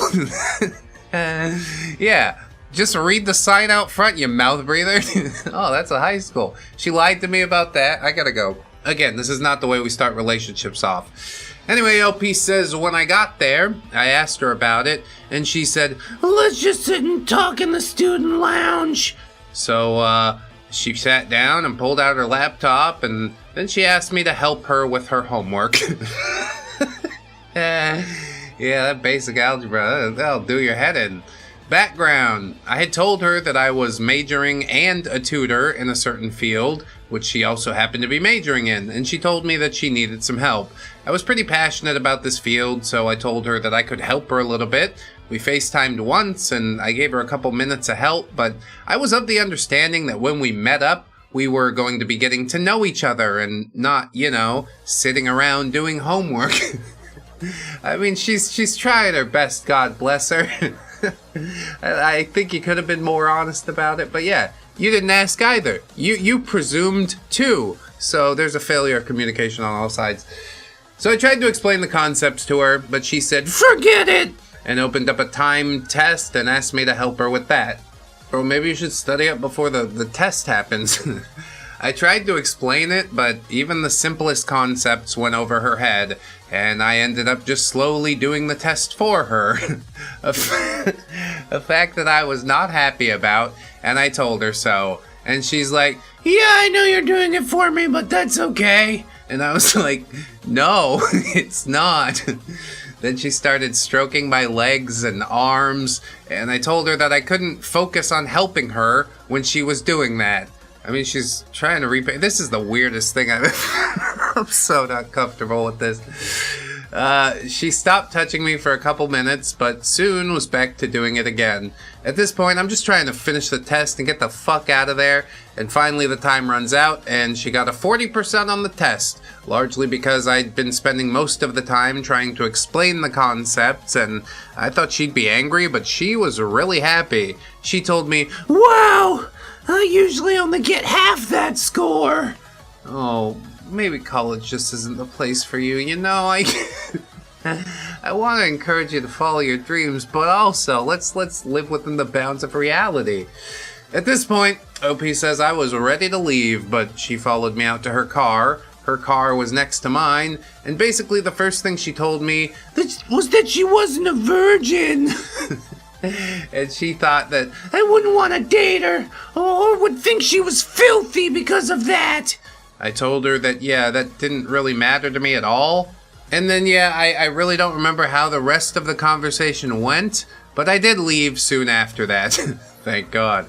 I should have told her I wasn't interested in going out again right there, but I knew how virginity was something overly prized in some Christian circles, which she was obviously a part of, and I didn't want to reinforce her thinking that people thought less of her because she wasn't one, so I didn't say anything then.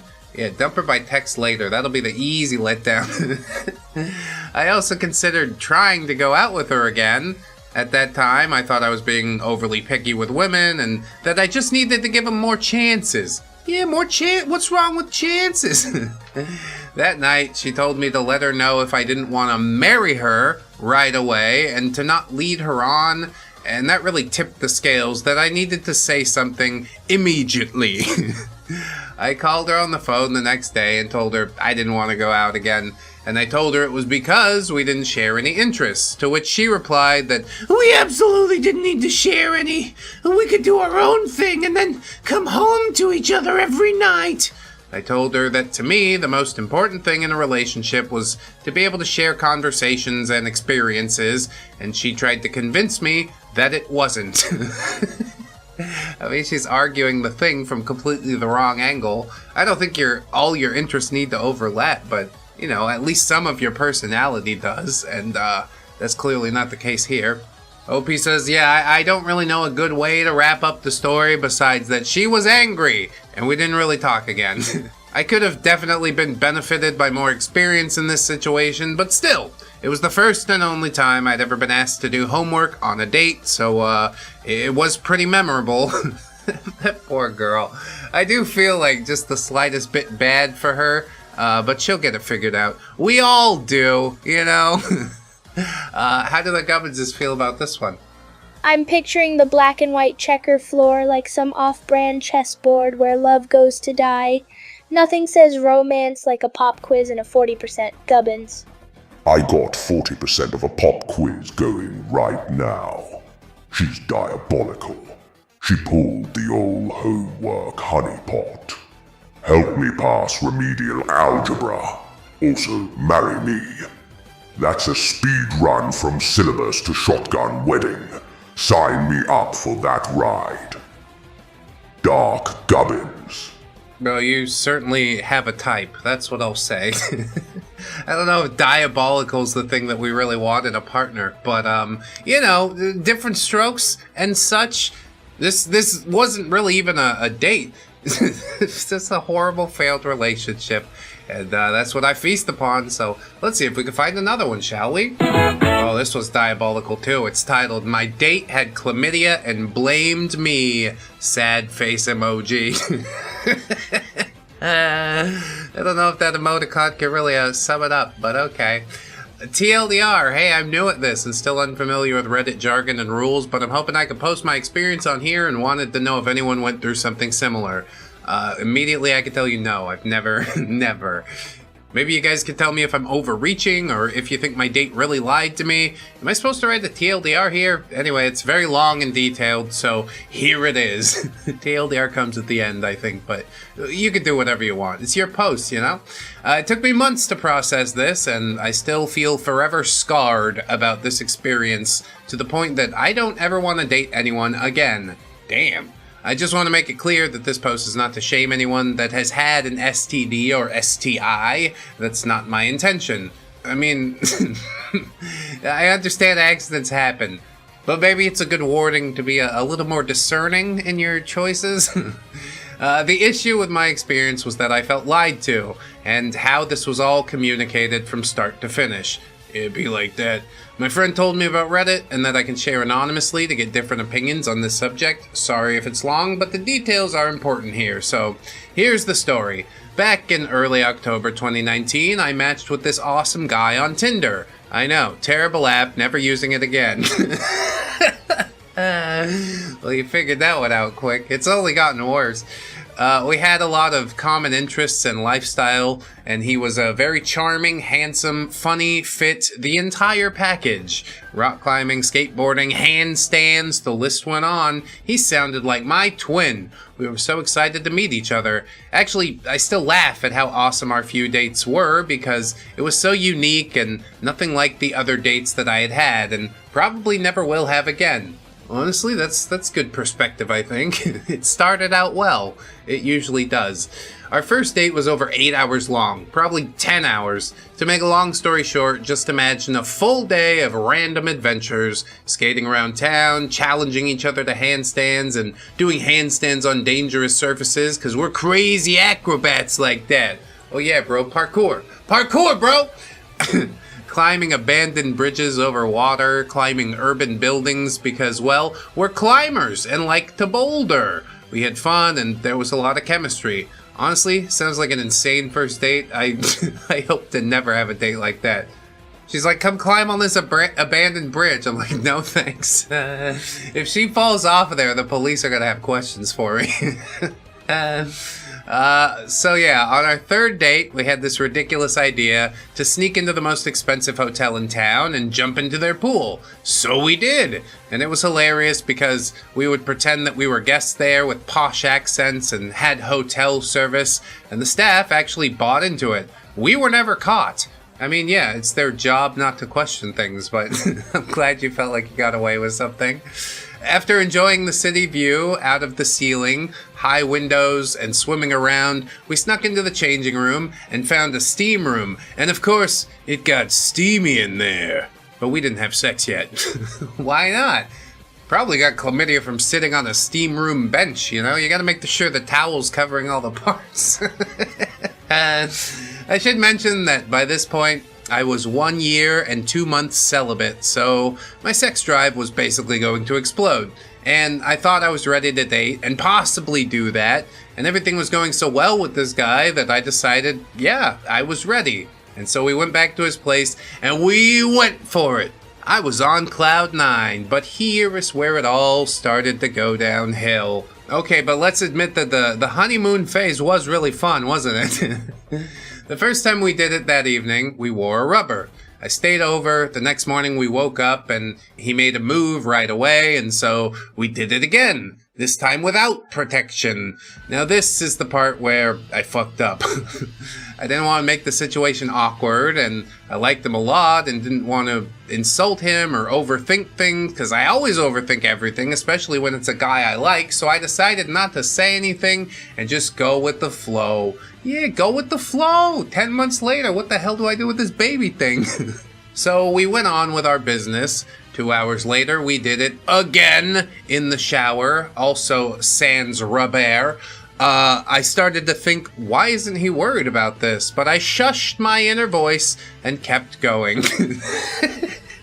That's the best thing you can do. Logic pops up and you're just like, hey, keep it down, okay? We're trying to bone. Yeah, choices. Fast forward 2 days later, I start freaking out about the whole thing and I wasn't sure why he didn't bring up what we did. So I called him and I said, hey, so I really enjoyed my time with you, but I just wanted to hear your thoughts about the no rubber situation we had twice. And moving forward, I'd like to continue with prophylactics, especially since I'm not on birth control and for health reasons, of course. What do you think about that? like it's even negotiable. Okay, if you'd like to continue, this is what I require. That's the way it needs to be laid out. OP says he likes to joke a lot, so the first thing out of his mouth was some statistic like, well, we were only 66% responsible most of the time, but ideally I'd prefer if we didn't use one of those, of course, but yeah, I can see your point. Yeah, I guess I'll totally go get a box of rubbers next time. He didn't sound too thrilled, but he did agree with me. After that awkward conversation, we small talked for another minute and then said goodbye. I know he pulled it out each time, but I didn't feel too reassured, and I started to panic. You're all caught up in your own head. Plan B, alright? That's what we do. It's not ideal, but it's better than a hyperactive, building, abandoned, bridge-climbing baby. OP says, after I looked at my period tracker, it said I was the most fertile on the day that we did it. So I thought about taking a plan B since I was still in the 3-day window. I'd never taken one, and I panic a lot about taking pills in general, but I did take the plan B. Well, there you go. It worried me when he said he would prefer no rubber. He was also really relaxed about the whole thing. It made me wonder if he does this on the regular, just sleep around with no protection. So now I started thinking that, yeah, I should probably go get tested. Yeah, we didn't consider this at all. I mean, I guess we did, but we shushed it. Shushed the consideration. The following week, he invited me to his friend's house party. Before meeting to go to the party, he texted me, when was the last time you got tested? And I was a little surprised. He texted me this because I thought it would have been nice to chat about that in person, but I replied right away, January 2019, I don't have anything. He may have thought, why that long ago? So I explained with a follow-up text that I hadn't really been with anyone in over a year, so that's why my test was dated back in January. He replied, oh, wow, really? Impressive. So I returned the question, what about you? And he never answered my text. Oh, God damn. That hurts. That's gotta hurt. He started texting about our meetup plans, so I figured I'd just bring up the whole testing thing later that night. So later that evening, we met at his place, and I had a chance to tell him about me taking the plan B. I don't want to alarm you, I said, but I took a plan B just to be safe since we didn't use protection twice. Then he joked, well, at least you don't have to use coat hangers now, huh? And then he winced. Too soon? In my head, I'm like, really, dude? I mean, he doesn't give a single fuck. Welcome to Tinder. Human connection is frivolous and cheap. Step right up and take a bite. OP says, I had a really stressful week about all of this, and he's joking. But I shrugged it off. Yeah, just shove those feelings right down. It's fine. I told myself, don't make a big deal about this and ruin the chemistry that we had. I think getting chlamydia sort of ruined the chemistry. I told him that he didn't answer my text about getting tested, and he said, I got tested 2 days ago. They said I'll get my results on Monday, which is in another 2 days. So I asked him, when was the last time he got tested before the 2 days ago? And he said, 2 months ago. I was in this 2-year relationship with my ex, and we broke up 2 months ago, and I got tested beginning of this month, all negative. It was October at this point. I asked if he had had any partners after the breakup, and he said no.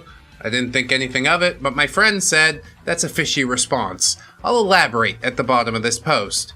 I mean, yeah, you didn't include OP in the partner, whatever, it's fine. After that conversation, we proceeded with our date/hangout. Later that night, we did it! With a rubber this time. Good. We're learning! Things were going well, and we had breakfast together the next morning, and then we went our separate ways.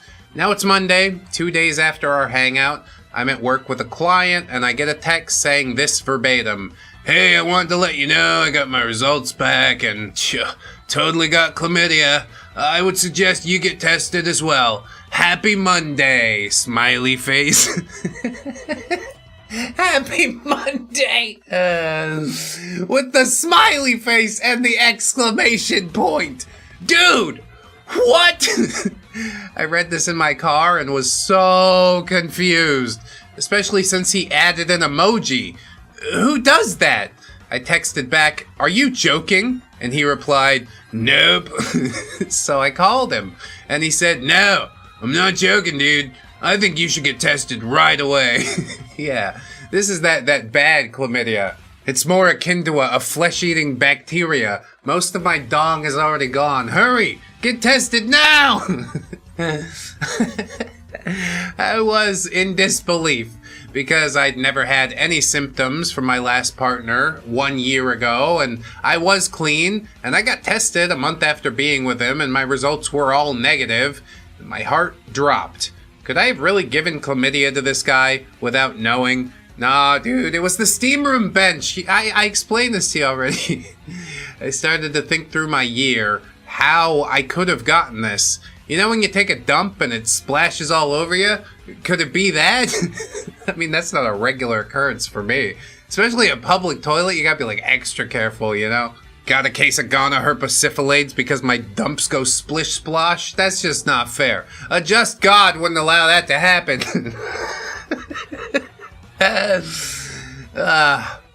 OP's still out about it. Can you catch STIs from toilet water? No, you can't. WTF, I couldn't believe it. I told him, I don't know how this is possible. My test results were negative. I've never had any symptoms. Aren't you upset that this is happening to you? And he calmly said, nah, I'm not upset. I just want to feel better. I'm in pain. I don't know. All this is weird, but my pee-pee hurts right now. They gave me some antibiotics to take, so it'll all go away. It's not really a big deal. The important thing is to get tested. If you need help finding a clinic, let me know, and I can list you a few. Are you freaking out? And OP says, yes! He says, don't freak out. It'll all be okay. Yeah, this is one of the nice treatable ones. You don't have to worry about this one.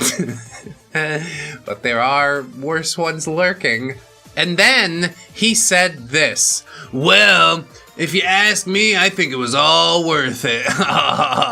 Sorry, too soon? Is that like his fucking catchphrase? I hate this guy. So many red flags stuck out to me in that sentence, but I couldn't think clearly because I was panicking that I was responsible for someone else's health and now I'd have to go get checked. I immediately raced to a Planned Parenthood. I drove like a maniac. That's how panicked I was. Let me tell you this, a car crash isn't going to fix the chlamydia, so let's drive carefully, please.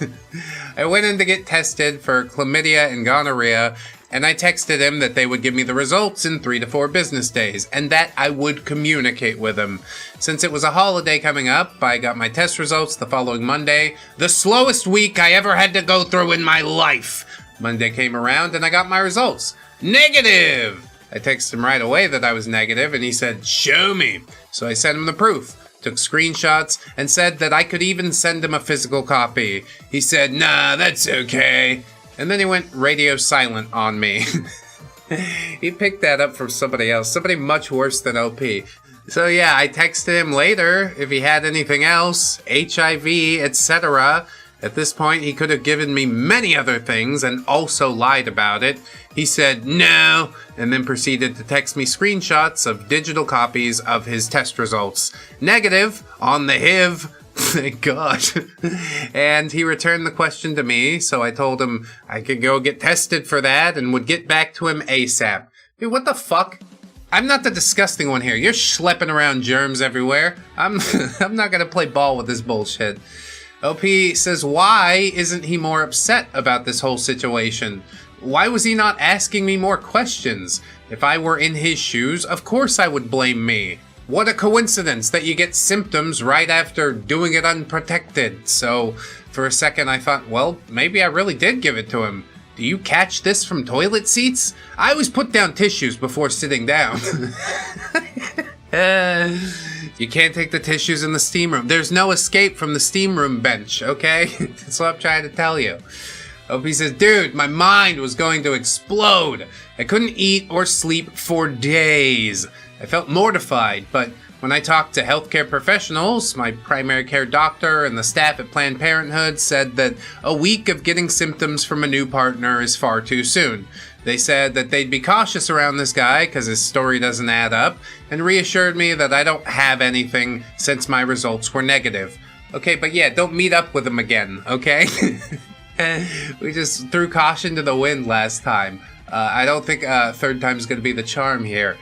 I was not convinced that my test results were accurate, because now I'm thinking, well, if I never had it and he had it, then he definitely would have given it to me. So I waited another week and a half and I went back to get tested for everything. I panicked that entire week and got my results negative. How is it possible to not get chlamydia from him? I was so confused, but a little relieved. Yeah, dude, that is a fucking bullet dodged, okay? Let's take this as a life lesson. I texted him a screenshot of my HIV results, negative, and I sent a paragraph saying how disappointing the whole situation was. I acknowledged that I too played a part in not being responsible and doing it unprotected, but that I did not give him chlamydia, and that his story didn't add up. I mentioned that I didn't appreciate him joking every time I brought it up, and that I got blamed for giving him an STI that I didn't even have. I said, yeah, this isn't working for me anymore. Good luck. Wow. It was a roundabout way to get there, but finally, cut the cord. Okay. You would think that that would be enough to calm me down, but I was still panicking. Oh yeah, what if I give birth to an AIDS baby? Oh no! Just take a breath, man. Sometimes you don't need to fucking be on top of everything. You just wait and react. Life is a lot calmer that way, I'll tell you. So yeah, I went back to my doctor 1.5 months later to get tested again, plus a pregnancy test now that Plan B was out of my system, all negative. Finally, I could feel relief. But still, I couldn't understand how he didn't give me an STI. Like, how did I dodge that bullet? I guess if he's asymptomatic or something. I don't know, and up until now, I've been fine. No symptoms, so I'm relieved about that. Yeah. Bullet dodged, okay? We all agree. What are you doing to ensure that this doesn't happen in the future? That's what I want to know. I was so hurt and embarrassed about the whole situation, and I met his friends twice as co-workers, so I was wondering if he badmouthed me to his buddies. We don't have similar social circles, but still, I care about these things for some stupid reason. Yeah, you care about too much, OP. Just stop caring is the answer to everything. Actually, that's not phrased correctly. Stop caring about things that are outside your control. There you go. Lock that one in. Fucking write it down. Anyway, all this was last October 2019, and now I have trust issues with anyone and no interest in dating anytime soon. So the red flags that I completely missed, and after telling my 2 very close friends about the situation, they brought these red flags to my attention, and I feel so stupid that I missed these. The I prefer no rubber response. He wasn't bothered about doing it unprotected twice. He never brought up in conversation unless I did. He got tested after being in a 2-year relationship and claimed to not have any other partners between me and this ex. So why were you getting tested if it was long term? People really only do that if something suspicious happened. Am I wrong here? He joked about the rubber statistic, joked about coat hangers, and that getting chlamydia was all worth it. Text me a smiley emoji about having chlamydia. Wasn't mad that I allegedly gave it to him and offered me several clinics to go check out. Sounds to me like he's been down this road before. Also, what grown man that works at a prestigious university as a scientist texts instead of calls that he has an STI and also uses the word pee-pee? That did get me pretty good too, you know. They're funny as hell. Still dumb as shit, but that don't make him not funny. OPS, do you think he was lying? Am I out of line or overreacting? What are your approaches for dealing with these situations? Bro, I do not get myself into these situations. Really thought that I would finally have a chance to a normal, healthy, long-term relationship. Something I never had. He kept bringing up fun ideas in the near future that we could do, like renting a cabin up in the North Woods or going winter surfing, stuff like that. It sounded romantic, and I was looking forward to something real, but now I'm hurt and lonely and afraid to date anyone ever again. God, that's the real tragedy of this shit, isn't it? That was a hard lesson for me, and I needed to learn how to better communicate these things before jumping into intimate situations. See? Growth! I love it! I have questions about how to navigate all that, but that will be for another thread. Sorry for the long rant. I would be surprised if anyone makes it this far down. Thank you. Yeah, I stick through. It's fine. Not really fine. Like, it's a fucking horrifying experience to go through. But yeah, lessons were learned. I see your growth, and I congratulate you on it, you know? The best thing to do is often not the easy thing to do. But you stuck it through, you wrote it out, you got to the bottom of it all, and I think that's the best we can ask in a situation like this. A very, very unfortunate situation like this. 10-hour parkour date straight into a raw dog steam room speedrun? That's not romance, that's a CDC case study with a GoPro. Gubbins. I'm telling you, the steam room is really what got both of them. It's just the gaseous chlamydia crawling up your pee hole. How about you, Dark One? Dude's entire vibe is public health menace in vans. Emoji chlamydia. PP updates. That's weaponized red flags. Dark gubbins. Unfortunately, we managed to sidestep them all. Isn't that beautiful? Another beautiful thing is the ReddX podcasts. We're on Spreaker and Spotify and iTunes or wherever you want. So check us out over there. We've also got a Patreon and YouTube memberships if you guys would like to support. I hope you enjoyed these horrible date stories. Probably the last one was the best one, but the one before that wasn't bad either. Regardless of how you feel, we'll be back again tomorrow to do another thing. Thank you so much. Always remember, friends, that you are loved, you are worthy, you definitely deserve it, and I shall see you in the next one. So until then, bye-bye.